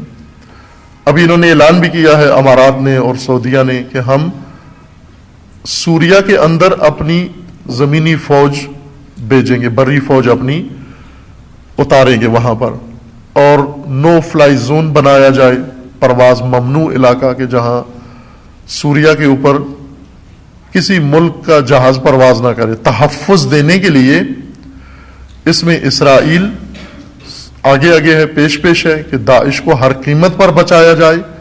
اسرائیل کے وزیر اعظم نے یہ بیان دیا ہے کہ جب تک داعش موجود ہے، حزب اللہ جیسے گروہ اسرائیل کے لیے کوئی خطرہ نہیں بن سکتے، چونکہ داعش کے ساتھ مشغول ہیں۔ داعش کے جتنے زخمی ہیں وہ سارے اسرائیلی اسپتالوں میں جا کر علاج ہوتے ہیں، ابھی بھی ایڈمٹ ہیں۔ ہر داعش کا زخمی کمانڈر یا سپاہی جو اہمیت رکھتا ہے ان کے لیے اس کو بچانا، چونکہ عموماً وہ زخمیوں کو کہتے ہیں کہ یہ افورڈیبل نہیں ہے، انہیں خود ہی گولی مار دیتے ہیں، لیکن کچھ کو بچانا ضروری ہوتا ہے، ان کو اسرائیل بھیجتے ہیں۔ ترکی پہلے بھیجتے تھے، اب اسرائیل میں ان کا علاج ہوتا ہے داعش کا۔ سوریہ میں یہ بالکل خاتمے کے قریب ہیں، ختم ہو چکے ہیں، ان کے پاؤں اکھڑ چکے ہیں، ان کی ٹانگیں ٹوٹ چکی ہیں۔ میں پہلے بھی بعض گفتگو میں عرض کیا ہے کہ یہ سوریہ میں داخل ہوئے تھے انقلاب کا بازو کاٹنے کے لیے، حزب اللہ انقلاب کا بازو ہے، سوریہ میں گئے تھے انقلاب کا بازو کاٹنے کے لیے، اپنی ٹانگیں توڑوا بیٹھے وہاں جا کر۔ اب ان ٹوٹی ٹانگوں سے بھاگنے کے لیے کوشش کرتے ہیں، راستہ نہیں مل رہا، اور یہ آخری تگ و دو ہے ان کو تکفیریوں کو بچانے کے لیے، چونکہ بہت مہنگا لشکر ہے، اس کے اوپر اتنی بھاری سرمایہ کاری کی گئی ہے، انویسٹمنٹ کی گئی ہے کہ اب ان کو دکھ ہوتا ہے اس کے ضائع ہونے سے۔ بلینز ڈالر لگا کر انہوں نے یہ لشکر بنایا ہے، اس کروفر کے ساتھ کہ سیاست اس کے ذریعے سے کریں گے اور اپنے اہداف حاصل کریں گے، لیکن جس طرح اللہ کا وعدہ ہے مکروا ومکر اللہ، ان کی تدبیر ہے منصوبہ اور اس کے جواب میں اللہ کی تدبیر ہے، واللہ خیر الماکرین، اور اللہ کی تدبیر کے سامنے ان کی تدبیر چلتی نہیں، وہ اپنے ہی منصوبے کے اندر گرفتار ہو جاتے ہیں۔ عراق میں بھی یہی حال ہے۔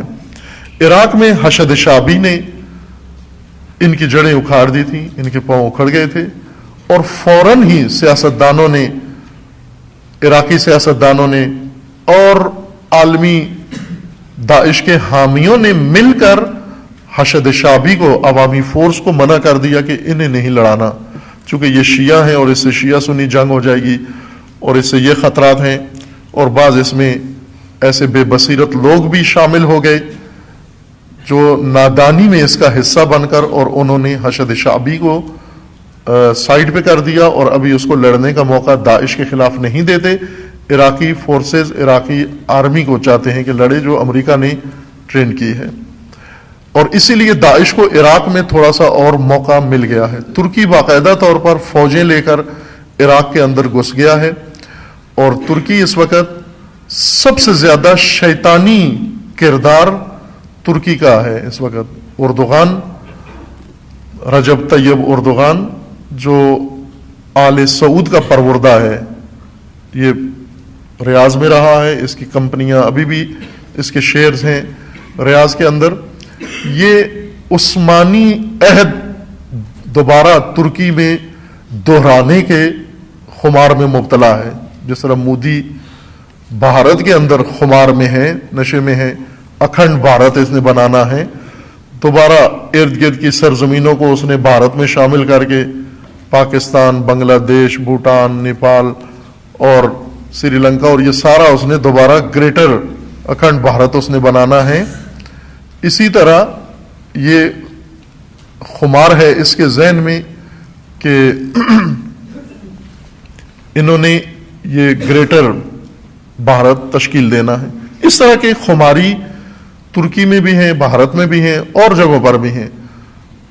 ترکی کا صدر جو اس وقت صدر ہے، پہلے وزیر اعظم تھا، اس کے ذہن میں یہ ہے کہ عہد عثمانی، چونکہ عثمانی عہد آپ نے پڑھا ہوگا، مطالعے میں ہے آپ کے، کہ ایک ہی حکومت تھی جس کا مرکز ترکی میں تھا، آستانہ، اور وہاں سے تمام اسلامی ممالک پر جو ابھی تقریباً کوئی 29 کے قریب 28-29 ممالک بنتے ہیں، یہ سب ایک حکومت کے تابع تھے. عرب ممالک سارے ایک حکومت کے تابع تھے، عثمانی خلافت کے تابع، جو جنگ عظیم میں ختم کر دی گئی.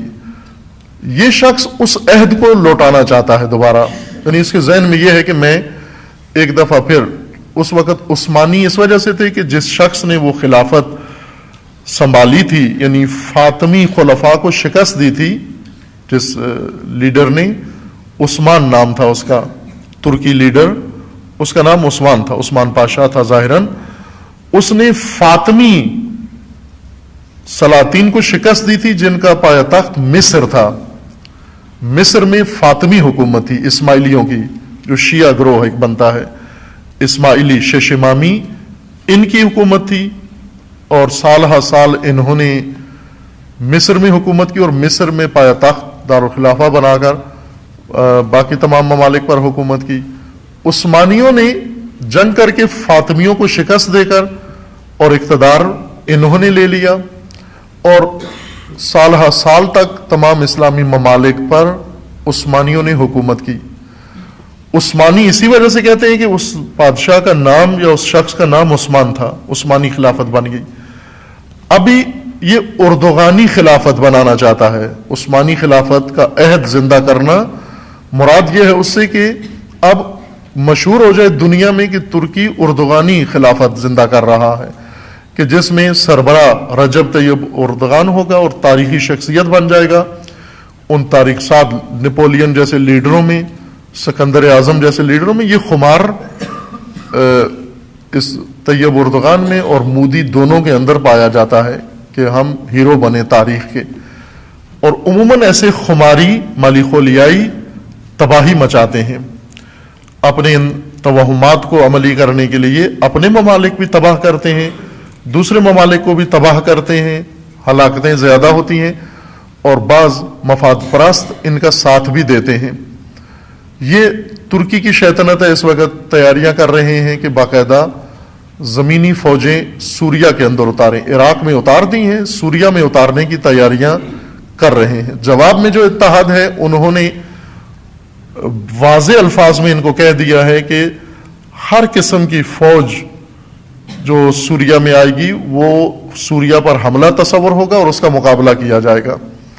خوب ظاہر ہے کہ جیسے حالات سے لگتا ہے کہ اس مرتبے تک یا اس مقام تک حالات نہیں پہنچیں گے، لیکن یہ ایک سیاسی اس وقت جو مشرق وسطیٰ کے اندر سینیریو بنا ہے اس کی طرف میں نے اشارہ کیا ہے کہ اس وقت تازہ ترین صورتحال سوریا کے حوالے سے یہ ہے. عراق میں حشد شعبی کو پیچھے کر کے انہوں نے کمزور کر دیا ہے اور اسے روک دیا ہے، اس وجہ سے داعش کو مزید موقع ملا ہے، اور ترکی بھی داعش کی حمایت کے لیے باقاعدہ کرد علاقے میں داخل ہو گیا ہے. ترکی میں خودکش حملے شروع ہوئے ہیں. ظاہر ہے ضیاء الحق کی سیاست نے پاکستان کو تباہ کیا ہے.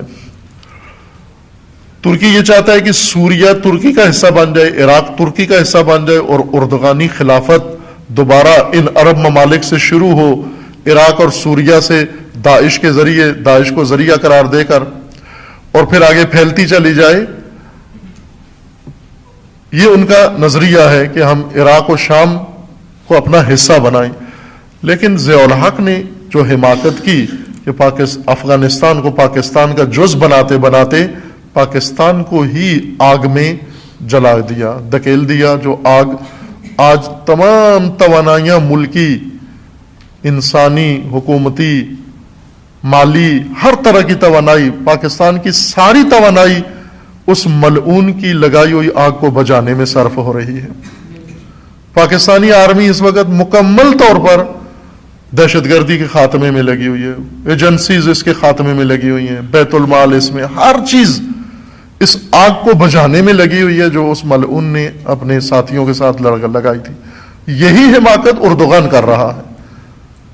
اور آگ لگائی ترکی میں، جس کا پہلا ابھی اثر ہو گیا ہے کہ گزشتہ غالباً 48 گھنٹوں کے اندر 3-4 دھماکے شدید قسم کے ترکی کے اندر.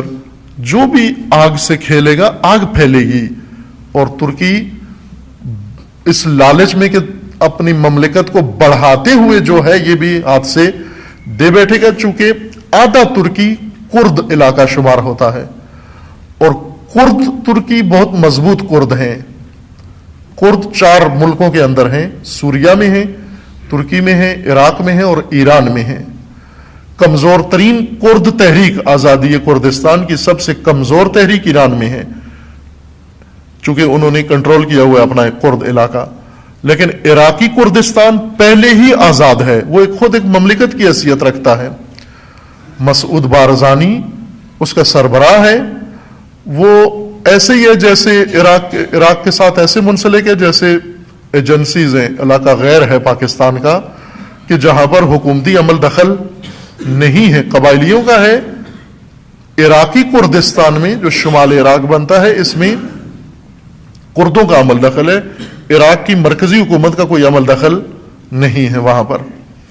سوریہ کا کردستان اس وقت بحران کا شکار ہے اور اصل مضبوط ترین تحریک آزادی کردستان کی ترکی کے اندر ہے.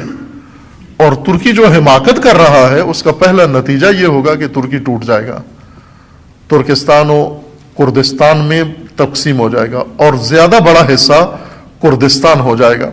اور یہ جو ابھی حالیہ حملے ترکی کے اندر شروع ہوئے ہیں یہ اسی کرد تحریک کا حصہ ہیں جو ترکی اردوغان کی حماقت سے شروع ہو رہا ہے.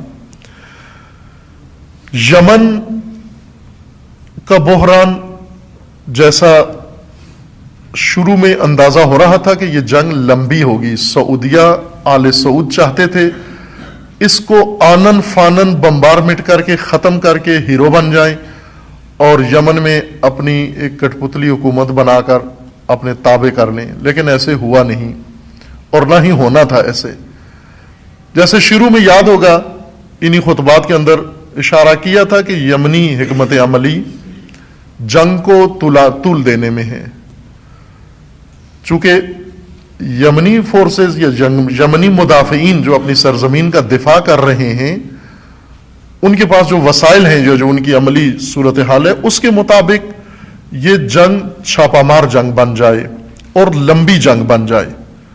لمبی جنگ جو فرسائشی جنگ ہو، ایسی جو لمبی جنگ توانائیاں ختم کرتی ہے، تھکانے والی جنگ ہوتی ہے، اس میں تباہی کم ہوتی ہے، تھکاوٹ زیادہ ہوتی ہے. اور سعودی آل سعود اعصابی طور پر جلدی تھکنے والے لوگ ہیں، اعصابی طور پر لمبی جنگ کے لیے آمادگی نہیں ہے، تیاری نہیں ہے. تازہ ترین خبریں جو نیوز ایجنسیز میں جو خبر آئی ہے، 10 جرنیلوں نے کل خط لکھا ہے وزیر دفاع کو.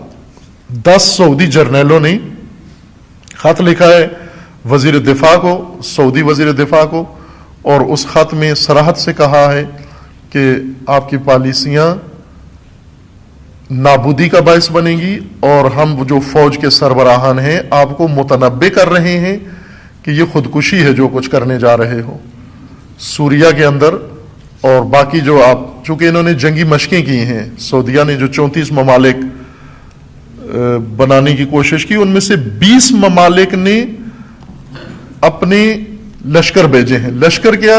نہج البلاغہ میں امیر المومنین علیہ السلام نے ایک بہت خوبصورت اصطلاح استعمال کی ہے وہ یہ کہ فرمایا کہ میں نے شامیوں کے خلاف لشکر جند مانگا تھا کہ جنود آئیں، اور جنود کے بجائے جنید آئی. جنید ٹولی کو کہتے ہیں، جند لشکر ہے، سپاہ، فوج. امیر المومنین فرماتے ہیں میں نے ایک مضبوط فوج، ایک بھاری فوج مانگی تھی، اور جنود کے بجائے جنید آئی. جنید یعنی چھوٹی سی ٹولی، ایک چھوٹی سی ٹولی. ابھی جنید، انہوں نے جند مانگے تھے جنود، اور آئی جنید. یعنی ہر ملک نے 20-20 آدمیوں کی ٹولی بھیجی، 20 ممالک نے 20-20 آدمیوں کی ٹولی بھیجی جنگی مشقوں میں شرکت کریں. جنگی مشقیں ہو رہی ہیں 5 سٹار ہوٹل میں. دن کو یہ جاتے ہیں ایئر کنڈیشن گاڑیوں میں صحرا میں، کھا پی کے پھر رات کو 5 سٹار ہوٹلوں میں آ جاتے ہیں. یہ جنگی مشقیں ہو رہی ہیں. خوب ان جنگی مشقوں کے ذریعے سے دھاک بٹھانا چاہتے ہیں، اور اسی وجہ سے یہ کل کی خبر ہے، آپ سرچ کر سکتے ہیں. خناس میڈیا میں نہیں ہوگی بات، لیکن آپ سرچ کریں تو مل جائے گی. سوشل میڈیا زیادہ باتیں زیادہ اچھی طریقے سے پھیلا رہا ہے. آپ اس میں یہ خبر باقاعدہ ان کے اس کی فوٹو سٹیٹ ہے، اس کے اوپر باقاعدہ انہوں نے سکین کر کے ان کا لیٹر، ان کے ہاتھ کا مور لگی ہوئی، وہ لیٹر بھی 10 جرنیلوں کا نشر کیا ہے نیوز ایجنسیز نے، کہ ان 10 جرنیلوں نے ان کو متنبع کر دیا ہے کہ آپ احمقانہ اقدامات کر رہے ہیں، اپنی طاقت کا اندازہ لگائے بغیر، دشمن کا محاسبہ کیے بغیر، اور ایک ناتجربہ کار فوج، اور آپ کبھی سوریا جا رہے ہیں، کبھی کدھر جا رہے ہیں. یہ جنگ نہیں، ہم سے سنبھالی نہیں جاتی، اس کو سمیٹیں آپ. لیکن اہل یمن وہ یہ چاہتے ہیں کہ یہ طول ہو، جنگ ختم نہ ہو. شروع میں ہی انہوں نے کہا تھا شروع تم نے کی ہے، ختم ہم کریں گے، اور ایسا قانون ہے. صدام نے جنگ شروع کی، ختم امام نے کی، کیونکہ جو شروع کرتا ہے پھر وہ ختم نہیں کر سکتا، ختم کوئی اور کرتا ہے اس کو. اہل یمن کا یہ ارادہ ہے، وہ کوشش ہے، وہ کامیابی ہے ان کی کہ اس جنگ کو اتنا طولانی کرے کہ خستہ کنندہ جنگ ہو جائے. اور خصوصاً ان کا مطالعہ درست ہے، آل سعود لمبی جنگ نہیں کر سکتے، چونکہ نہ ان کا ملک اس وقت اقتصادی طور پر دیوالیہ ہو چکے ہیں. سعودی جو خسارہ ان کے بجٹ میں آیا ہے، $1 بلین کا خسارہ سعودی بجٹ کے اندر. دنیا کے امیر ترین ملک کے بجٹ میں $1 بلین کا خسارہ 2016 کا آیا ہے. تمام سہولتیں اپنے شہریوں کی منع کر دی ہیں، بند کر دی ہیں، اور ان کی توجہ ابھی حج پہ لگی ہوئی ہے. اور حج کوٹا فری کر کے حج سے پیسہ کما کے مسلمانوں کے قتل عام کے لیے یہ اسلحہ خریدیں گے اور بمبارمنٹ کریں گے. اور اس وقت حجاج ایک بڑی خدمت آل سعود کی کریں گے، پوری دنیا کے حجاج. چونکہ حج کا جو پیسہ مثلا 5 لاکھ 6 لاکھ پاکستانی جو جمع کراتے ہیں، 1 لاکھ خرچہ ہے حج کا، اور 5 لاکھ آل سعود کے ساتھ تعاون ہے. اس تعاون سے وہ بہت کچھ کماتے ہیں. اور اسی سے چونکہ باقی بجٹ انہوں نے اب حج پہ نگاہیں ابھی سے بیان دینا شروع کر دی ہیں. انہوں نے پاکستانی حجاج کے بارے میں بھی کہا کہ اس سال ہم اسپیشل سروس دیں گے پاکستانی حجاج کو، اور کوٹا فری کر رہے ہیں کہ آپ جتنے بھی لوگ جانا چاہتے ہیں حج پر آپ جا سکتے ہیں، کوئی پابندی نہیں ہے. چونکہ اس وقت ضرورت ہے ان کی کہ ان کو تعاون کیا جائے. اب حاجی جائیں گے، واپس آنا ان کی تقدیر ہے، کرین کے نیچے نہ آ جائیں، کہ بگدڑ میں نہ دب جائیں. لیکن آل سعود کو چاہیے کثرت سے حاجی.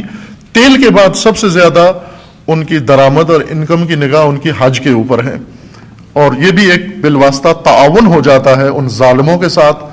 اس بارے میں علماء فقہا البتہ رائے دے سکتے ہیں کہ کیا کرنا چاہیے امت اسلامیہ کو. اور فقہا اس موقع پر چپ نہ ہو، خاموش نہ ہو، چونکہ حج کا موضوع اس وقت آل سعود اس سے فائدہ اٹھا رہا ہے اور عالم اسلام کے خلاف فائدہ اٹھا رہا ہے.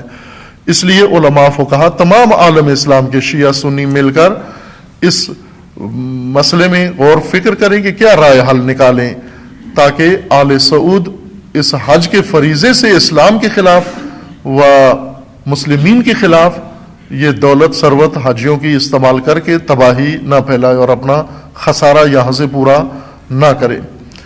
یمن کی جنگ میں یمنیوں کو بھرپور کامیابیاں ہو رہی ہیں، کیونکہ میڈیا نشر نہیں کرتا. اس وقت انہوں نے ان کی عمارتیں تباہ کر دی، ہوائی حملے کرتے ہیں. ہوائی حملے نیا ٹارگٹ نہیں ملتا. ایک دفعہ ایک چیز آپ نے گرا دی، اب ملبے کے اوپر بم مار رہے ہیں. ملبے میں بم مارنے سے کوئی نقصان نہیں ہوتا.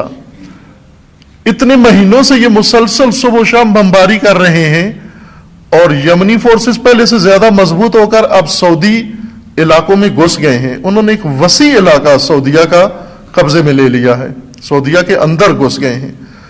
اور ان کی جو مدد کے لیے مشقیں, جنگی مشقوں میں گئے ہیں, 20-20 آدمیوں کی ٹولی جو جنگی مشقیں کرنے گئے ہیں, اور وہ ان کے اندر کی حالت ہے جو میں نے بتائی کہ 10 جرنیلوں نے ان کو خط لکھا ہے. خوب یہ بالعموم مشرق وسطیٰ کی حالت ہے کہ اس وقت امریکہ اکسا رہا ہے آل سعود کو اگلے اقدامات پر, چونکہ وہ یہ خودکشی کرانا چاہتا ہے, آل سعود سے جان چھڑانا چاہتا ہے امریکہ, اور جان چھڑانے کے لیے بہترین طریقہ یہ ہے کہ اس کو ایسے مارکے میں دھکیل دو کہ جہاں اس کی تباہی ہو جائے. اور یہ ان نادانوں کو معلوم نہیں ہے, سمجھا رہے ہیں. حتیٰ پاکستانی جو ہمدردی رکھتے ہیں, پاکستانی سیاستدان اور با اختیار لوگ سعودیہ کے ساتھ, چونکہ ان سے مال لیتے ہیں, انہوں نے بھی سمجھایا ہے ان کو کہ یہ حماقت کر رہے ہو آپ, اور بہت بڑی حماقت کر رہے ہو. لیکن ظاہر ہے شہزادے عموماً سناتے ہیں, سنتے نہیں ہیں. خصوصاً ان سے نہیں سنتے جن کو پیسے دے رہے ہوں. تنخواہ داروں کو, اپنے تنخواہ داروں سے کوئی بات نہیں سنتے. سیٹھ جب گاڑی میں بیٹھتا ہے, ڈرائیور 1000 بتائے روڈ خراب ہے, لیکن سیٹھ کہتا ہے اسی پہ جانا ہے تو نے, چونکہ میں نے یہیں پہ جانا ہے. جب گاڑی پھنس جاتی ہے پھر گالیاں ڈرائیور کو دیتا ہے کہ تو نکما ہے. وہ کہتا ہے میں بتایا تھا روڈ خراب ہے, نہ ہو اس کے اوپر, لیکن سیٹھ کہتے ہی اس کو ہے جو کسی کی نہ سنے. خوب یہ سیٹھ ہیں, یہ کسی کی نہیں سنتے. اور امریکہ کو یہ بخوبی پتہ ان کی کمزوری, ان ہٹ درموں کی, کہ ان کی نابودی کا یہ راستہ ہے. ملکی مسائل بھی اہم ہیں بہت. ملکی مسائل میں آپ مشاہدہ کر رہے ہیں کہ باوجود اس کے کہ دہشت گردی کے خاتمے کے لیے بھرپور کوششیں ہو رہی ہیں اور ارادہ نظر آتا ہے, لیکن یہ ارادہ جمعی, جماعتی اور قومی ارادہ نہیں ہے. یہ ارادہ محکماتی ارادہ ہے. چند محکمے ارادہ رکھتے ہیں دہشت گردی کے خاتمے کا, قوم میں اندر ارادہ نظر نہیں آتا. پہلے بھی عرض کیا میں نے کہ قومی ارادہ بنانے کی ضرورت ہے, ساری قوم اس کے اندر شامل ہو, چونکہ یہ ناسور جڑیں جہاں تک پھیلا چکا ہے, وہ جڑیں ہر گھر کے نیچے بڑ کا درخت, بوڑ جس کو کہتے ہیں, بوڑ کا درخت اگتا کہیں ہے اور جڑ اس کی دوسرے محلے میں ہوتی ہے. آپ کو اگر یقین نہیں آتا, آپ کسی بوڑ کے درخت سے بہت فاصلے پر آپ کا گھر ہے, کھدائی کروا کے دیکھیں اپنے گھر کی, تو آپ کے گھر کے نیچے بھی بوڑ کی جڑ پہنچی ہوگی, وہاں ہوتی ہے, بہت دور تک اپنی جڑیں پھیلاتا ہے. دہشت گردی جڑیں پھیلائی ہیں ہر پاکستانی شہر کے اندر, ہر پاکستانی طبقے کے اندر, ہر پاکستانی گروہ کے اندر ان دہشت گردی نے اپنی جڑیں پھیلا دی ہیں. کھدائی کریں ذرا ان کی, سیاسی جماعتوں کی کھدائی کریں, نیچے سے دہشت گردی کی جڑیں نظر آئیں گی آپ کو. آپ کو ان گروہوں کے اندر ان کی جڑیں صاف موٹی جڑیں نظر آئیں گی. ایسے عہدیدار ان کو ملیں گے جو ان سے مربوط ہیں. خوب جب اتنی یہ جڑیں پھیلا چکے ہیں تو اس جڑ کو, جس طرح بعض نے بیان بھی دیا, ظاہراً آرمی کے کسی سینئر نے بیان دیا کہ ایک محکمہ یہ کام نہیں کر سکتا. ترجمان, ظاہراً آرمی کے ترجمان کا یہ بیان تھا, فوج کے ترجمان کا, کہ ایک محکمہ یہ کام نہیں کر سکتا. اور صحیح بات کی انہوں نے, نہیں کر سکتے یہ کام. یہ کام پوری قوم کی شمولیت سے ہوگا. قومی ارادہ بنانے کی ضرورت ہے. میڈیا ارادہ بنائے, علماء ارادہ بنائیں, اور سیاستدان قومی ارادہ بنائیں. قومی ارادے بنانے میں جن طبقات کا مؤثر رول ہے, ابھی ہمدردیاں ہیں, ایسے طبقات موجود ہیں یہاں پر جو ان کے ساتھ ہمدردیاں رکھتے ہیں, ان کو پناہ دیتے ہیں, ان کو سپلائی کرتے ہیں. جب تک قومی ارادہ نہیں بنتا مشکل حل نہیں ہونے والی. اور آپ دیکھیں کہ خطرات جتنا ان کے خلاف اقدامات کیے جاتے ہیں, اتنا ہی خطر ان کا زیادہ بڑھ رہا ہے. پنجاب سکول سارے بند کر دیے گئے, داعش کے خطرے سے، دہشت گردی کے خطرے سے پورے ملک کے اندر سکول بند کر دیے گئے. سکول بند کرنا ایک طرف سے ان کے خلاف دہشت گردی کے خلاف کارروائی ہو رہی ہے، دوسری طرف سے سارے تعلیمی ادارے بند کر دو. تعلیمی اداروں کے خلاف ظاہراً کوئی 60-70 FIR کاٹی ہیں یونیورسٹیوں اور کالجوں کے خلاف کہ انہوں نے باڑ نہیں لگائی، انہوں نے تار نہیں لگائی، انہوں نے گیٹ نہیں لگایا، انہوں نے گن مین کھڑا نہیں کیا، انہوں نے فلاں نہیں کیا. تعلیمی ادارے چھونیاں تو نہیں ہیں. یہ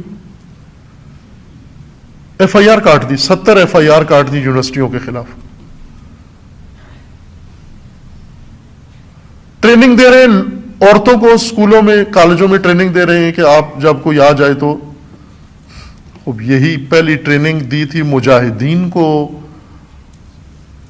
کہ یہ متجاوزین کو نکالیں، اب عورتوں کو ٹریننگ دے رہے ہو کہ دہشت گردوں کو نکالیں. کل کو عورتوں نے اگر کوئی گینگ بنا لی، کوئی گروہ بنا لیا دہشت گردی کا، پھر کیا کرو گے؟ پھر عورتوں کی دہشت گردی ختم کرنے کے لیے ہجڑے لانے پڑیں گے آپ کو. تو یہ حماقت آمیز کام کیوں کرتے ہیں؟ قومی ارادہ بنے، ہر فرد قوم کا یہ اپنی ذمہ داری سمجھے کہ ہم نے اس ملک سے اس جڑ کو، اس ناسور، اس پلیدی کو ختم کرنا ہے. اور کوئی کرے نہ کرے، تشیع حتمن کرے، چونکہ دہشت گردی کا پہلا شکار تشیع ہے، ہدف تشیع ہے. انہوں نے اپنے بنا رکھے ہیں، اصول بنائے ہوئے ہیں، اور ان اصول کو دینی حوالوں سے بھی بیان کرتے ہیں. ان اصولوں میں جو ان کے پڑھیں تو اس میں ان کی ذات پہ صرف تشیع آتا ہے. مثلا وہ کہتے ہیں ہم نے کفر کے خلاف جنگ کرنی ہے. کفر انہیں کہو اسرائیل کفر ہے، وہ نہیں آتا اس زمن میں. کفر کی ڈیفینیشن ایسی بیان کریں گے جس میں صرف شیعہ آتا ہے. تو شیعہ کو ہوشیار ہونے کی ضرورت ہے، بیدار ہونے کی ضرورت ہے. شیعہ کے ساتھ کسی کو ہمدردی بھی نہیں ہے، حقیقتاً نہیں ہے. یہ توہم بھی ذہن سے نکال دیں. نہ سیاسی جماعتوں کو ہے، نہ ان مگرمچھوں کو ہے، کسی کو نہیں ہے تشیع کے ساتھ ہمدردی. پوری دنیا میں نہیں ہے، خصوصاً پاکستان میں کسی کو نہیں ہے. کم از کم تشیع خود تو اپنا ہمدرد بنے، شیعہ خود تو اپنے ہمدرد بنے. آگاہی، بیداری، ہوشیاری، توجہ. صرف اسی امید پہ نہ بیٹھے رہیں کہ یہ جو وقفے آتے ہیں انہی سے ہمیں کوئی سہولت مل جائے گی. آپ دیکھیں کہ وقفہ جب حملے ہو رہے تھے اتنا خوف ملک میں نہیں تھا. جب سے حملے متوقف ہوئے ہیں خوف زیادہ پیدا ہو گیا. جب حملے ہوتے تھے اسکول بند نہیں ہوئے. ایک اہلکار یہی بات کر رہے تھے، میں نے انہیں کہا کہ دیکھیں آپ اپنے آپ کو دیکھو، شیعہ قوم کو دیکھو. شیعہ قوم 30 سال سے حملے ہو رہے ہیں، خودکش حملے، فائرنگ ہوتی ہے، ٹارگٹ کلنگ ہوتی ہے، ہر طرح سے ہر حربہ آزمایا گیا. آپ دکھاؤ مجھے جن جلوسوں پر اٹیک ہوا وہ جلوس بھی بند نہیں ہوا، ایک مجلس بند نہیں ہوئی، ایک مجلس ترک نہیں ہوئی.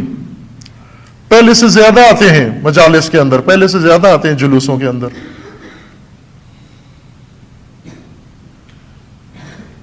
یہ طریقہ تو نہیں ہے کہ اگر ایک مجلس پہ حملہ ہوتا ہے مجلس ہی بند کر دو، یونیورسٹی پہ حملہ ہوتا ہے یونیورسٹی بند کر دو.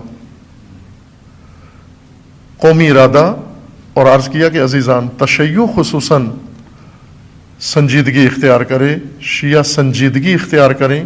سنجیدگی کی ضرورت ہے، چونکہ تاریخ بھر میں تشیع کے خلاف جب بھی فتنے پیدا ہوئے ہیں بعض شخصیات کی سنجیدگی سے وہ فتنے خدا نے نابود کر دیے ہیں. اگرچہ سب لوگوں میں نہیں بھی آئی سنجیدگی، لیکن چند افراد میں آئی. بڑے بڑے فتنے پیدا ہوئے تشیع کے خلاف ساری دنیا کے اندر، اور تشیع آج بھی الحمدللہ زندہ و سرخرو ہے اور جاری رہے گا آگے اپنی منزل کی طرف. لیکن ہر عہد کے، ہر نسل کو اپنے عہد کے تقاضے سمجھنے چاہیے، پورے کرنے چاہیے، اور ان کے لیے آگاہی حاصل کرنی چاہیے. ہماری دعا ہے کہ اللہ تعالیٰ تمام دنیا میں ہر مسلمان کو خداوند تبارک و تعالیٰ ان فتنوں سے اور اس ظلم و ستم سے نجات عطا فرما انشاءاللہ۔ بارگاہ الہی میں دعا گو ہیں پروردگارہ بحق محمد و آل محمد، بحق اسماء حسناء خود، بحق ائمہ اطہار، بحق اولیاء، بحق شہداء، خدا بندہ امت اسلامیہ کو ظلم و ستم سے نجات عطا فرما، امت اسلامیہ کو فتنوں سے رہائی عطا فرما، ان فتنہ گروں کو فتنوں سمیت نیست و نابود فرما، فتنہ داعش و تکفیریت کو محو فرما، اس کے بانیوں اور حامیوں کو رسوا فرما۔ خدا بندہ بحق محمد و آل محمد تمام دنیا میں مسلمان مظلومین، مستضعفین، نائجیریا میں، افریقی ممالک میں، یمن میں، بحرین میں، عراق میں، دیگر ممالک کے اندر جو اپنی بقا کی اور حفاظت کے لیے کوشاں ہیں پروردگارہ، ان سب کو اس جہاد میں کامیابی عطا فرما۔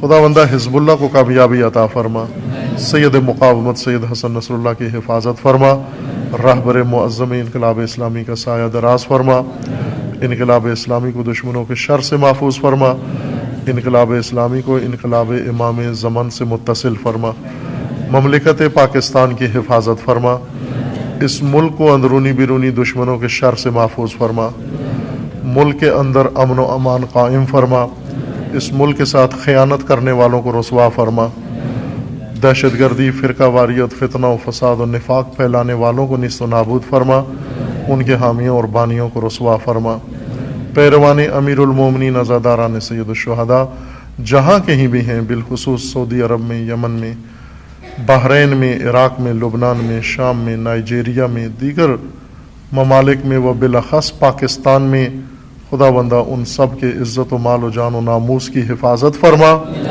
اپنے ولی حق ولی اللہ العظم اجل اللہ تعالی فرج الشریف کا جلد از جلد ظہور فرما، ہمیں حضرت کے اعوان و انصار میں سے ہونے کی توفیق عطا فرما۔ اعوذ باللہ من الشیطان الرجیم، بسم اللہ الرحمن الرحیم، قل هو اللہ احد اللہ الصمد لم یلد ولم یولد ولم یکن لہ کفوا احد۔